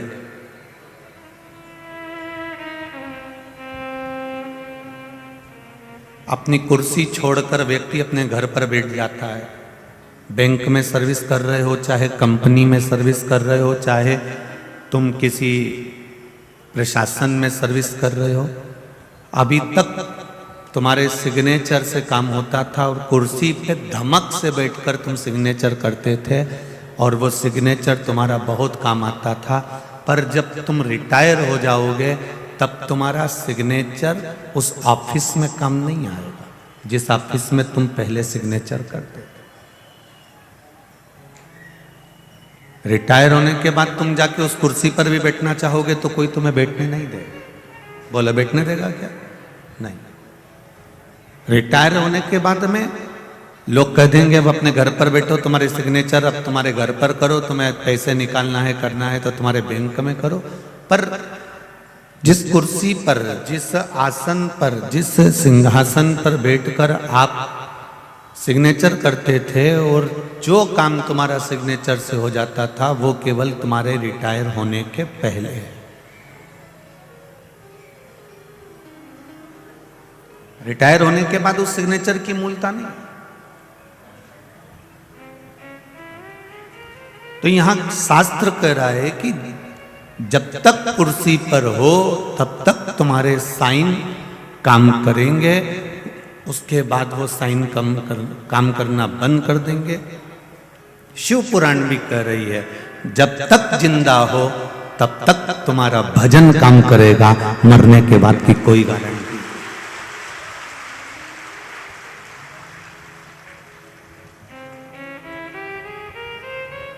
मरने के बाद तुमने अगर गुलाब जामुन खिलाई भी है, उसको मिली कि नहीं मिली है अपन नहीं कह सकते।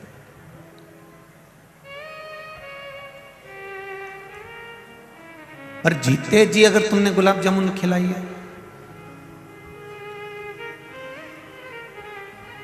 जीते जी अगर तुमने भगवान का भजन करा है, जीते जी अगर तुमने मंत्र जाप करा है, जीते जी पंचाक्षर मंत्र नमः शिवाय, षडाक्षर मंत्र ओम नमः शिवाय, द्वादश अक्षर मंत्र ओम नमो भगवते वासुदेवाय, 2 अक्षर का मंत्र राम, 2.5 अक्षर का मंत्र कृष्ण या श्री शिवाय नमस्तुभ्यम भी अगर तुम जपे हो तो ये तुम्हारे संग चलने वाला,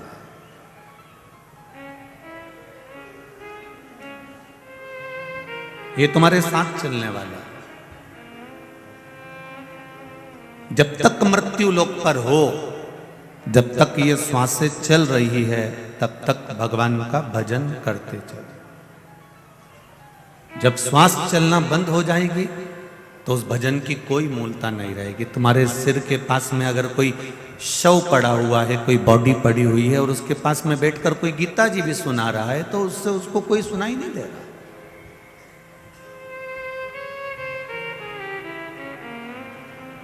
मरने के बाद अगर कोई तुमको अच्छे कपड़े भी पहना दे, अब तुमने देखा तो होगा, सब समझदार हो, ऐसे तो हो नहीं कि मरने के बाद जब अर्थी पर लेकर आते हैं, चिता पर लेटाने का जब समय आता है, अर्थी पर ले जाने का जब समय आता है तो कितने अच्छे अच्छे कपड़े पहना कर ले जाते हैं, उसको पूरा श्रृंगार भी करेंगे।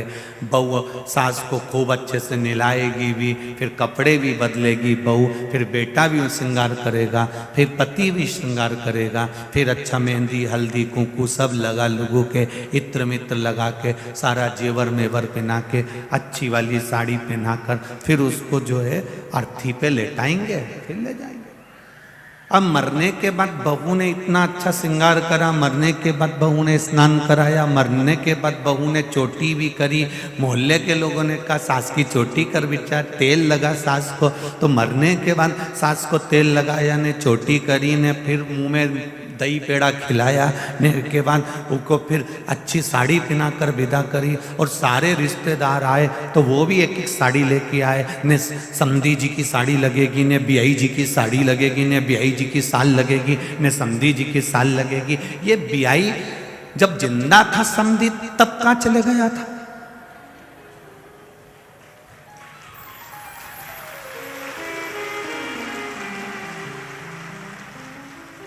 ये बहू इतना तेल लगा रही है, कंगा कर रही है, आंख से आंसुरा डालती जाए और जबरदस्ती का तेल लगाती जाए, ने महावूर लगाती जाए, ने मेहंदी लगाती जाए। जब सास जिंदा थी तो रोज सुबह शाम कोसती थी।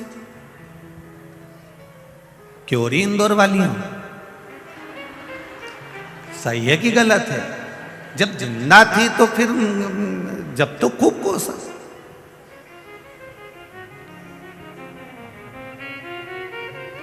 वाहवारी दुनिया मतलब की दुनिया में किसी का कोई नहीं, संसार में कोई किसी का नहीं है। यहाँ तो केवल एक जैसे मंच जैसे रामलीला का बनता है और रामलीला के मंच पर जैसा वो पूरा नाटक होता है, उसी तरह हमारे संपूर्ण जीवन में हम नाटक ही कर रहे हैं, संपूर्ण जीवन के।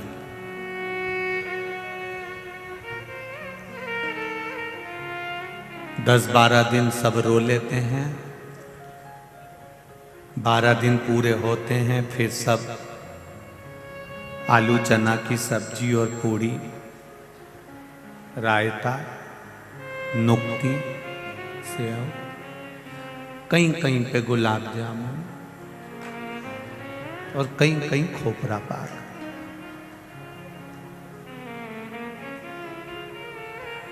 और मरे में भी चैन नहीं है इनको। मरे में भोजन करने आए हैं, उसके बाद भी कह रहे हैं तरी तरी दो। उसके बाद भी कह रहे हैं कि तरी तरी दो। अरे ओ भेरू, अरे जरा विचार तो कर, वो मर गया बेचारा, सारे घर में गम, और तुम कह रहे क्या तरी तरी दो थोड़ी, रायता में जरा नुक्ती तो आन दो जरा, और नमक लाओ, थोड़ा नमक कम है रायता में, जाओ। कुछ नहीं होगा, मरने वाला मरकर चले गया, सारी जमीन जायदाद प्रॉपर्टी गाड़ी बंगला हैंडसेट चेन अंगूठी मोबाइल सब यहीं छोड़ गया, सब यहीं। और जो मरने वाला था वो चले गया, उसको बापड़ा को कहीं नहीं, थोड़ी सी गाय का घी और शक्कर और कंडा जला के ऊपर धूप दे दी, बाकी का सब तरी तरी खा रिया है, और बेचारा वो घी शक्कर खा रिया। और इसमें ताली बजाने की कोई बड़ी बात नहीं थी। इसमें सोचने वाली बात है कि जैसे उसके साथ हुआ वैसा कि वैसा ही चाहे हम हो चाहे आप हो, संसार के प्रत्येक व्यक्ति के साथ वही होने वाला है। इसलिए जीते जी राम का नाम ले लो, जीते जी भगवान का भजन कर लो, जीते जी शिव मंदिर चले जाओ, जीते जी भगवत स्मरण करो। मरने के बाद का कोई प्रमाण नहीं है, आप जीते जी करो।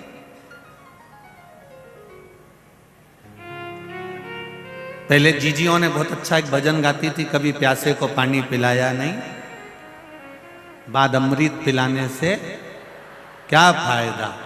आगे क्या है इसमें, कभी गिरते हुए को हाँ, बाद में आंसू बहाने से क्या था? मैं तो मंदिर गई, देवालय गई और पूजा करते करते मुझे ख्याल आ गया, कभी माँ बाप की सेवा करी ही नहीं, फिर पूजा कराने से क्या फायदा? ये शरीर दिया है परमात्मा ने, बड़ा सोच समझ कर दिया है। इस शरीर का सदुपयोग परमात्मा की भक्ति में होना चाहिए। हम मना नहीं करेंगे, आपका जो मनुष्य का देह मिला है आप और हमको, तो इसको सार्थक भी तो करना पड़ेगा।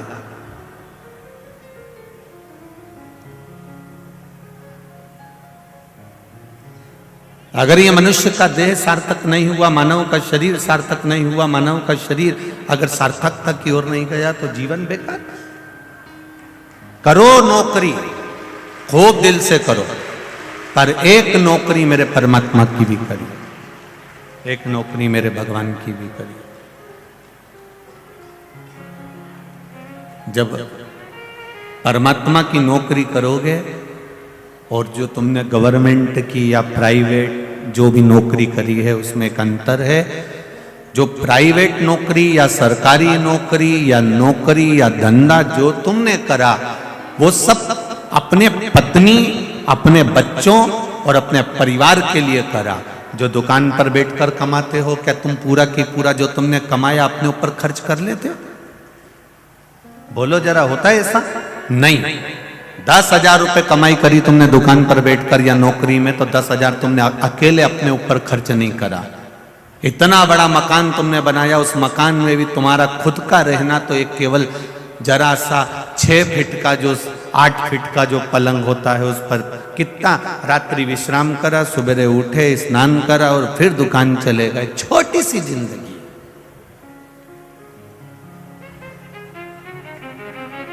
जितना कमाया तुमने उतना परिवार के लिए कमाया।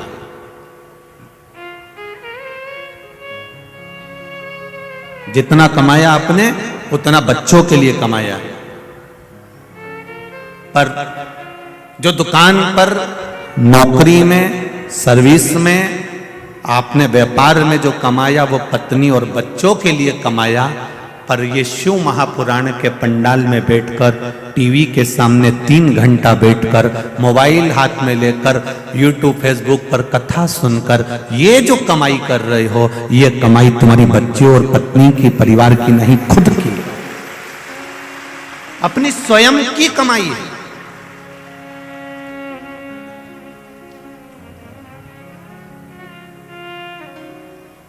विधायक संजय भैया मित्र मंडली कथा करा रही है और वो मित्र मंडली ने कथा कराई है, तो वो कथा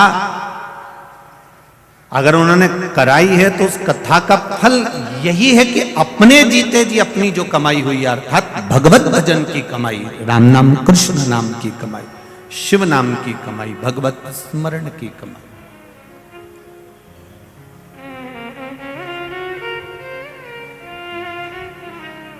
शुक्ला परिवार में भी अगर बहुत हुई होंगी तो भागवत बहुत हुई होंगी।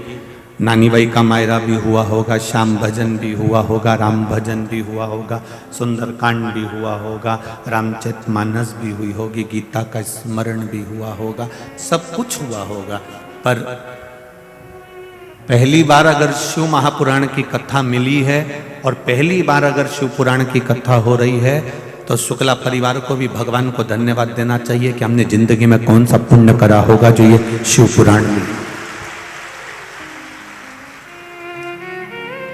ये शंकर भगवान की जो कथा मिली है ये कोई सहज नहीं है। चारों तरफ इस ग्राउंड के जितने चारों तरफ रोड है, उस रोड पर लोग बैठ बैठ कर कथा का रस तत्व ग्रहण कर रहा है। कल भी हमारे पास में पत्र आया था, आज भी पत्र आया था, तो उसमें एक ही बात कही है कि पब्लिक बहुत ज़्यादा संख्या में आ रही है, सब अपने घर पर बैठकर कथा का रस तत्व ग्रहण करें। गुरुजी आप बोलो कि अब भीड़ बहुत हो चुका है, तो अब सब अपने अपने घर में बैठ के कथा सुने। पर हमने रायपुर में जब ज़्यादा भीड़ हो गई थी तो वहाँ से कह दिया था कि कानपुर में कथा सुन लेना। कानपुर में ज़्यादा भीड़ हो गई थी तो हमने उनसे कह दिया था तुम इंदौर में सुन लेना। अब इंदौर में भीड़ ज़्यादा हो गई तो हम कहे तुम 3 तारीख से 9 तारीख तक जो बड़ौदा गुजरात में कथा है उधर सुन लेना। पर निवेदन है थोड़ा व्यवस्थित।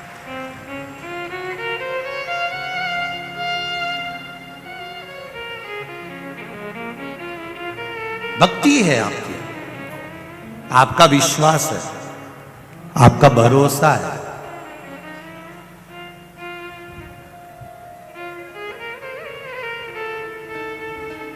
और जब विश्वास प्रबल होता है ना तभी परमात्मा की कृपा होती है। 12 ज्योतिर्लिंग शिव महापुराण की कथा चल रही है, उसमें तीसरे नंबर के ज्योतिर्लिंग का वर्णन आता है श्री महाकालेश्वर भगवान का।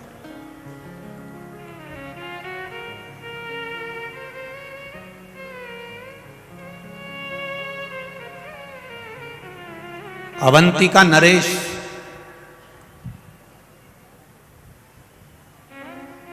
जो साधारण नहीं है महाराज,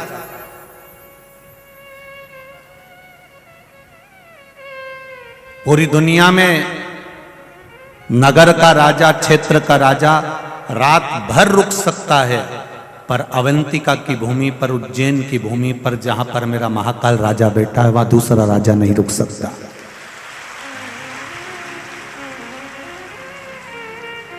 और ये उज्जैन की धरा, उज्जैन की भूमि, अवंतिका नरेश की पावन धरा आपको ये नहीं कह रही है कि ये कथा है केवल कि उज्जैन में एक राजा बैठा है तो दूसरा राजा वहां नहीं रुक सकता। ये आपको सीखना चाहिए। जब उज्जैन में एक राजा बैठा है तो दूसरा राजा रात्रि भर, बोलो जम के, नहीं रुक सकता। तो तुम्हारे दिल में अगर महाकाल बैठा है तो दूसरा घुसता कैसे है? दूसरा कैसे प्रवेश कर जाएगा?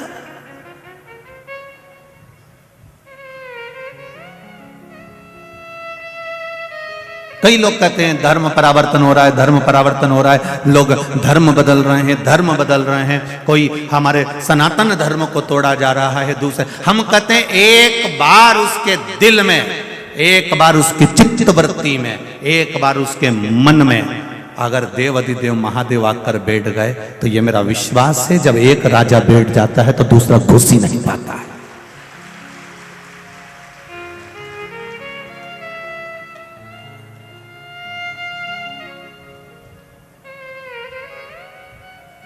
एक अगर प्रवेश कर गया तो फिर दूसरा कहां?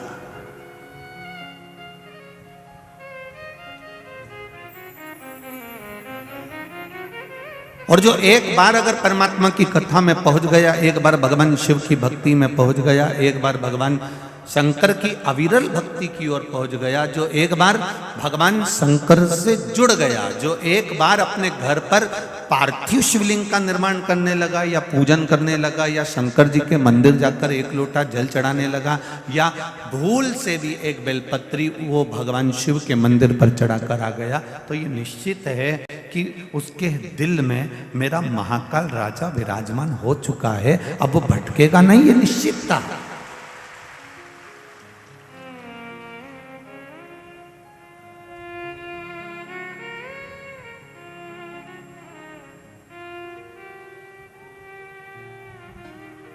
अविरल भक्ति जब आपके भीतर विराजमान हो गई तो फिर भटकना छूट गया। अपनी कीमत भी तो पहचानो कि हम कितने कीमती हैं। जितनी कीमत हीरे की नहीं है, जितनी कीमत सोने और चांदी की नहीं है, जितनी कीमत किसी प्रॉपर्टी की नहीं है, जितनी कीमत किसी मॉल की नहीं है, जितनी कीमत किसी जगह की नहीं है, उससे 1000 करोड़ों गुना कीमत तुम्हारी है, क्योंकि तुम में वो बल है कि ऐसे कई प्रॉपर्टियां तुम अपने बल पर खड़ी कर सकते। ऐसे कितने हीरे और कितने सोना चांदी अंबानियां प्लाट मकान मॉल एक अकेला व्यक्ति अपने बल पर खड़ा कर सकता है। वो चेतना वो बल परमात्मा ने तुम्हें देकर भेजा।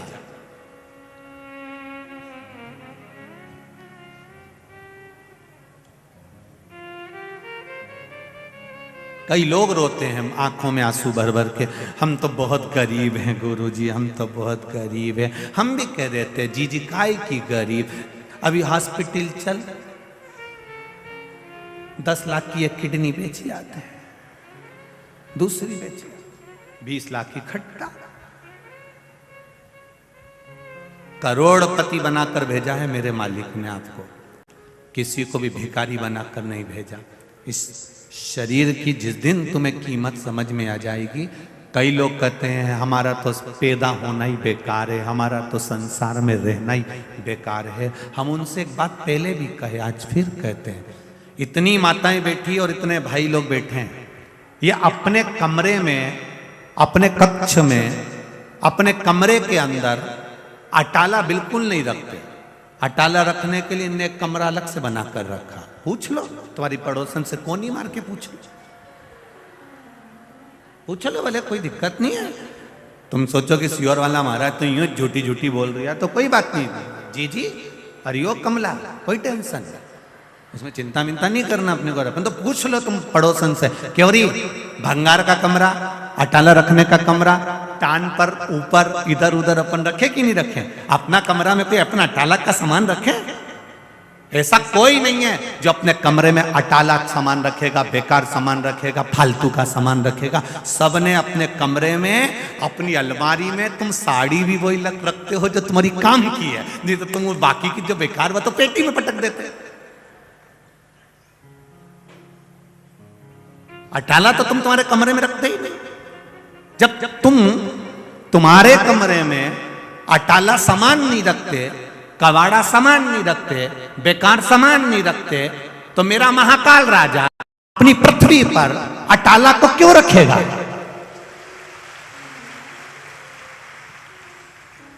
बैकुंठ भगवान विष्णु का है, ब्रह्मलोक ब्रह्मदेव का है, इंद्रलोक इंद्रदेव का है, पर मृत्यु लोक तो मेरे महादेव का है। ये उसका घर है, उसका कमरा है। पृथ्वी पर भगवान उसी को पैदा करता है, उसी को जन्म देता है जिसको भगवान जानता है कि ये जन्म लेकर कुछ अच्छा कर सकता है, इसमें वो बल है, इसमें वो ताकत है कि ये संसार का उद्धार कर सकता है, उसको पैदा करता है। नहीं तो करते ही नहीं। वो तो कई माताओं के गर्भ में 4 महीने का, 6 महीने का, 8 महीने का, 15 महीने का, देखो बच्चा शांत हो जाए, 6 महीना 9 महीने का बच्चा हुआ शांत हो गया, कहीं पैदा होकर शांत हो जाए, कहीं 2 महीने का शांत हो जाए। मां रोती है, बिलखती है, मेरा 2 महीने का बच्चा चले गया, मेरा 6 महीने का चले गया, मेरा 4 महीने का चले गया। पर भगवान से कोई पूछे इसका 4 महीने का क्यों गया, इसका 6 महीने का क्यों गया, इसका 3 महीने का क्यों गया? पार्वती जी शिव जी से पूछ ले कि तुमने इसके बच्चे को क्यों गिरवा दिया? ये बच्चा तो इसका पूरा होना था, 9 महीने का होना था, फिर इसको 8 महीने में, 7 महीने में, 6 महीने में क्यों समाप्त कर दिया? शंकर भगवान बोले, मुझे अपने घर में अटाला नहीं रखना, जो काम का होगा उसी को मैं रखूंगा, जो काम का नहीं है उसको मैं नहीं रखूंगा। कितना झगड़ा हुआ एक बार पार्वती जी का शिव जी के साथ में। शाम का समय था, पार्वती जी भगवान शंकर जी के साथ में घूमने निकली थी।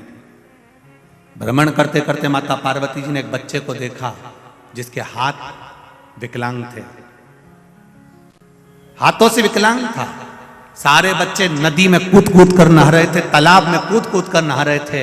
ये बेचारा घाट पर बैठा हुआ, हाथ विकलांग थे, तो ये बेचारा देख रहा था। पार्वती जी को दया आ गई।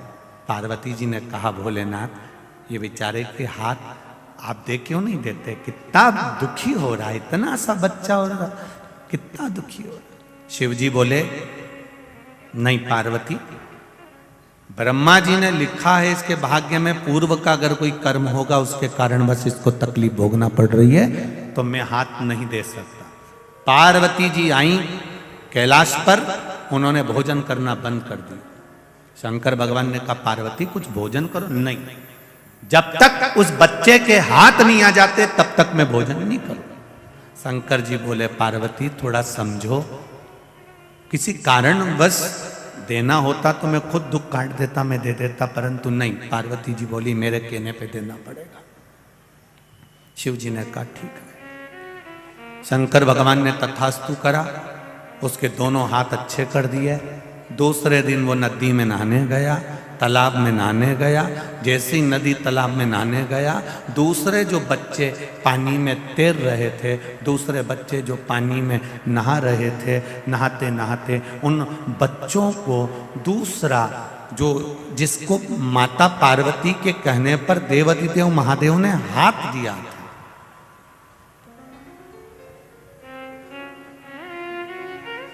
जिसको हाथ दिए थे माता पार्वती के कहने पर, वो बच्चा दूसरे बच्चे जो नहा रहे थे उनको पानी में डुबो डुबो कर मारने लगा।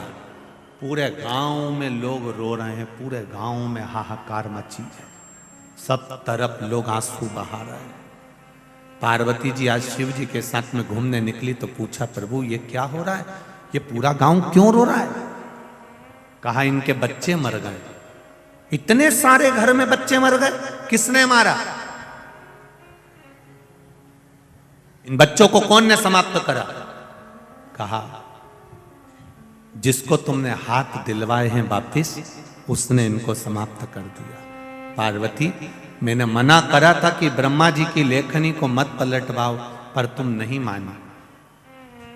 मैंने सोचा था कि इसका पेट कैसे भराएगा। शिव जी कहते अगर हाथ नहीं भी काम करते तो पेट भरने की जवाबदारी मेरी होती, पर तुमने बदलवाया इसलिए सारे घर के दिए बुझ गए। ये समझना है हमें।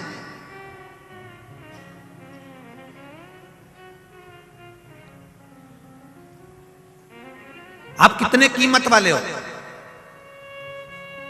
आप कितने कितने कीमती हो, अपने आप की कीमत समझना। आप जरा जरा सी बात में ये मत कहना कि मैं मर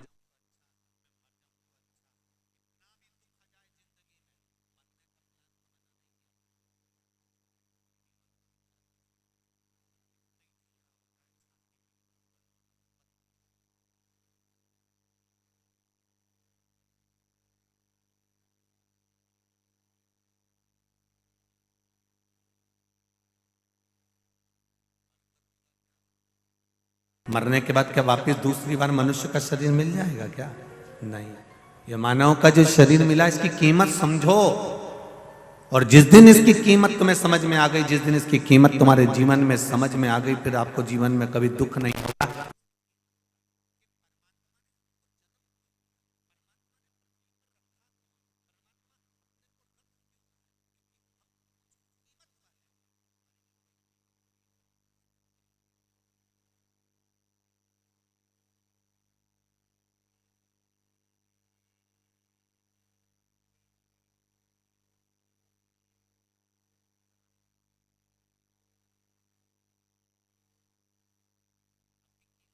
एक पत्र आया है, देखिए।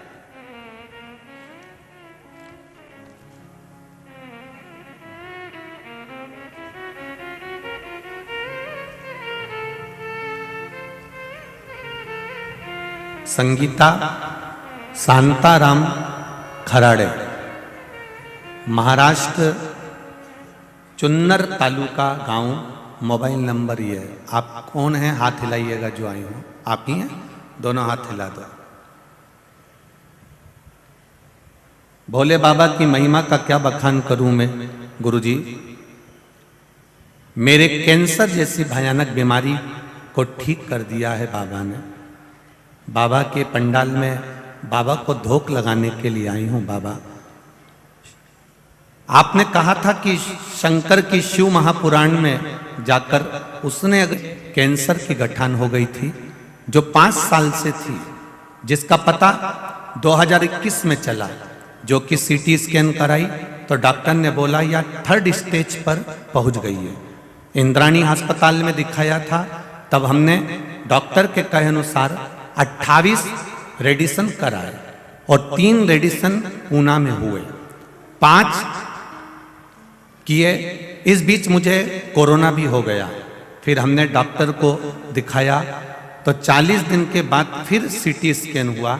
डॉक्टर ने बोला कि कैंसर पूरे शरीर में फैल गया है, और पूरे शरीर में कैंसर फैल गया है और शरीर के सब अंग खराब हो गए हैं। इस सब का अब कोई इलाज नहीं है, खर्चा भी बहुत हो जाएगा 4-5 लाख का, बचना तो निश्चित नहीं है। डॉक्टर ने बोला ये कुछ समय के मेहमान हैं, और मैंने खाना पीना चलना फिरना सब कुछ छूट गया, और मैं पूरी तरह से पलंग पर बेड रेस्ट हो गई, पड़ी रहती थी दिन रात। गुरुदेव, फिर एक दिन मेरे व्हाट्सएप पर किसी का मैसेज आया कि प्रदीप मिश्रा जी की शिव पुराण सुनो। मेरे घर वालों ने उसी दिन कथा सुनाई, मैं बहुत रोई, भगवान शिव से प्रार्थना करने लगी। परिवार वालों से कहकर मैं शंकर के मंदिर गई और हाथ पकड़कर शंकर के मंदिर में जाकर जल समर्पित किया। उस जल को वहीं मंदिर में पिया, शिव जी पे चढ़ी बेलपत्री खाना चालू करी, शिव मंदिर में झाड़ू पोछा करने लगी। बच्चों से कहा मैं मरने तो वाली हूँ, मुझे मंदिर के अंदर ही छोड़ दो। मंदिर में रहती, झाड़ू पोछा करती, शाम को घर आती, सो जाती। बाबा की कृपा से जो 3rd स्टेज का कैंसर था, जब जांच कराया तो कैंसर मेरे शरीर से जा चुका था और मैं ठीक हो चुकी हूँ। मैं बाबा को यहाँ धोख लगाने आई हूँ प्रणाम करने के लिए। आराम है। अब मैं खुद, आपने लिखा है, मैं खुद चलकर बाबा को धोख लगाने आई हूँ। जो 2 कदम चल नहीं पाती थी, आज बाबा के दरवाजे में मैं खुद महाराष्ट्र से यहाँ प्रणाम करने आई हूँ। श्री शिवाय नमस्तुभ्यम। जी स्वस्थ रहिए, बाबा कृपा करे। श्री शिवाय नमस्तुभ्यम। बैठिए। ये विश्वास है हमारा, ये दृढ़ता है हमारी, ये भरोसा है हमारा।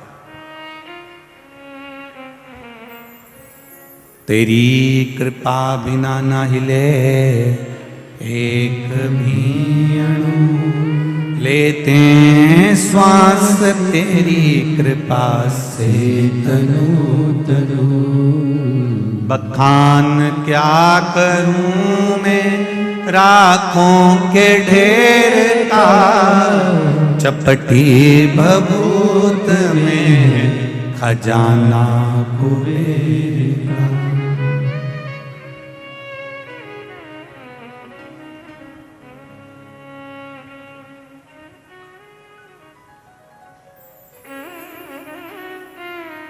कोई ने एक मैसेज में लिखा, उसने हमको बताया कि गुरुदेव, लोग कह रहे हैं कि बताओ रोड पर लोग बैठे हुए हैं, उनको आज दिख तो है ही नहीं रहा। लोग अपने अपने घर से बिछाने की दरी चादर तक लेकर आए हैं, आराम से बैठकर कथा सुन रहे हैं रोड पर।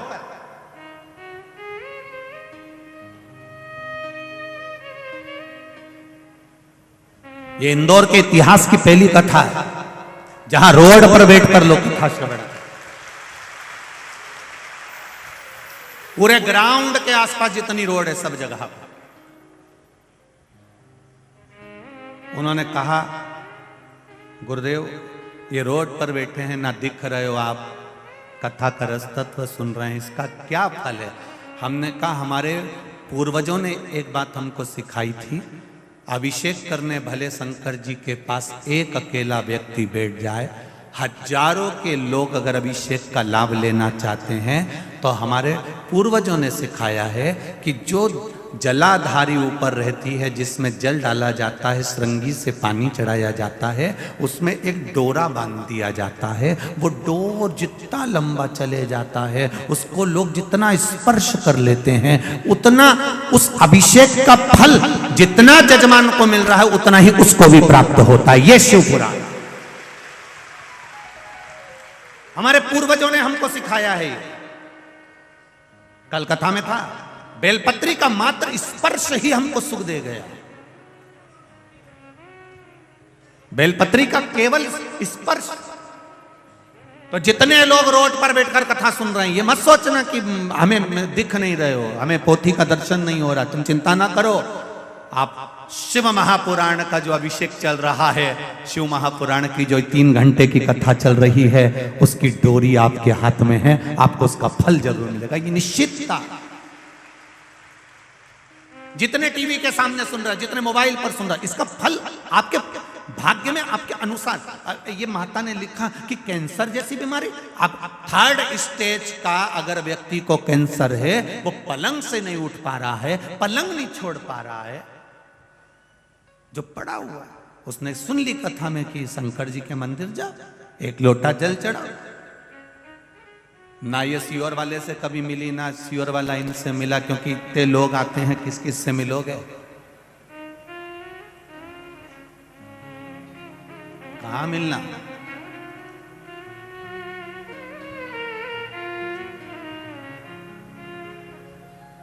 समय नहीं इतना आपके पास भी कि आप हमसे मिले और या हम आपसे मिले, इतना समय किसी के पास नहीं। केवल आप लोगों का जो भाव है इन पत्रों के माध्यम से आ जाता है, वो भी जितने पढ़ाते हैं पढ़ लेते हैं, बाकी के यहाँ पर रखे रहते हैं। इंदौर वालों के लिए छोड़ के चले जाएंगे, बाद में तुम पढ़ते रहना आराम से बैठकर, निकालते रहना। उसमें मोबाइल नंबर भी है, सबसे बात भी कर लीजिए। खुशी जीवन की आपको। उज्जैन के महाकाल बाबा का 3 ज्योतिर्लिंग का जो वर्णन किया गया, ये साधारण नहीं है मेरा महादेव। उज्जैन महाकाल राजा जहां बैठे हैं, उसमें दूसरा राजा प्रवेश नहीं कर सकता। उसी तरह जिसके दिल में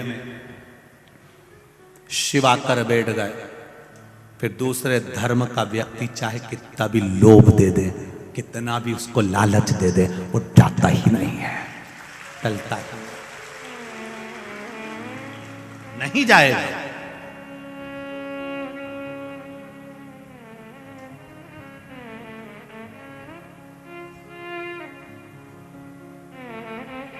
पीने वाले व्यक्ति को कितना भी समझा लो, वो शाम के समय चकमा देकर मैं खाने पहुंच ही जाता है। जिसके भीतर शिव महापुराण की कथा का रस नशा एक बार हो जाता है, वो ये नहीं देखता कि अंदर बैठकर कथा सुन रहा हूं कि बाहर बैठकर, उसको तो केवल अपनी मस्ती में कथा का लाभ ले रहा है, उसको मतलब नहीं है।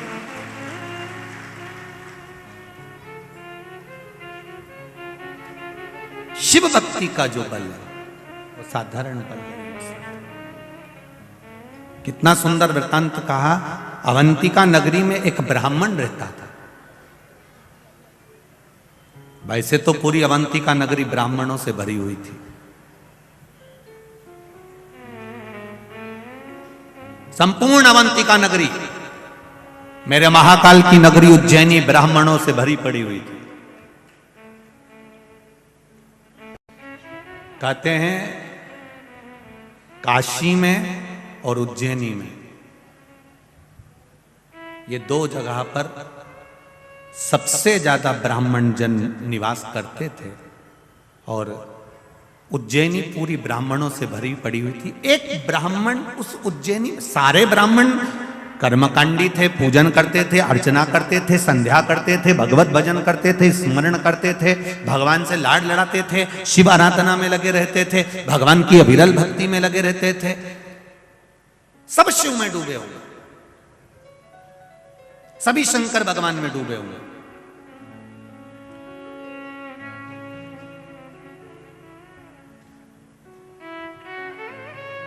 पहले था क्या? केवल एक देव, अधिदेव महादेव। त्रेता आया तब मेरे राम जी आए, द्वापर आया तब मेरे, जम के बोलो जरा, भगवान कृष्ण आए। त्रेता आया तब राम जी आए, द्वापर आया तब कृष्ण आए। इससे पहले थे के केवल एक शिव, केवल एक नारायण, केवल एक ब्रह्मा। ब्रह्मा विष्णु महेश का एक स्वरूप, लिंग स्वरूप में भगवान शंकर के एक स्वरूप में विराजमान था।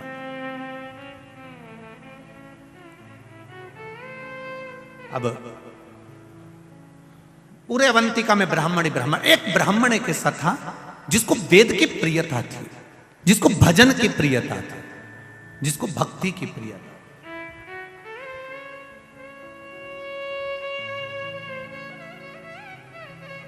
महाराज, उस ब्राह्मण का नाम था वेद प्रिय। बड़ा विद्वान, सारे ब्राह्मणों के साथ में रहना, सब ब्राह्मणों के साथ में मिलकर भगवत भजन करना, सब ब्राह्मणों के साथ में मिलकर भगवान शंकर की भक्ति करना। अब शिव की भक्ति में दिन रात डूबा रहता था, दिन रात।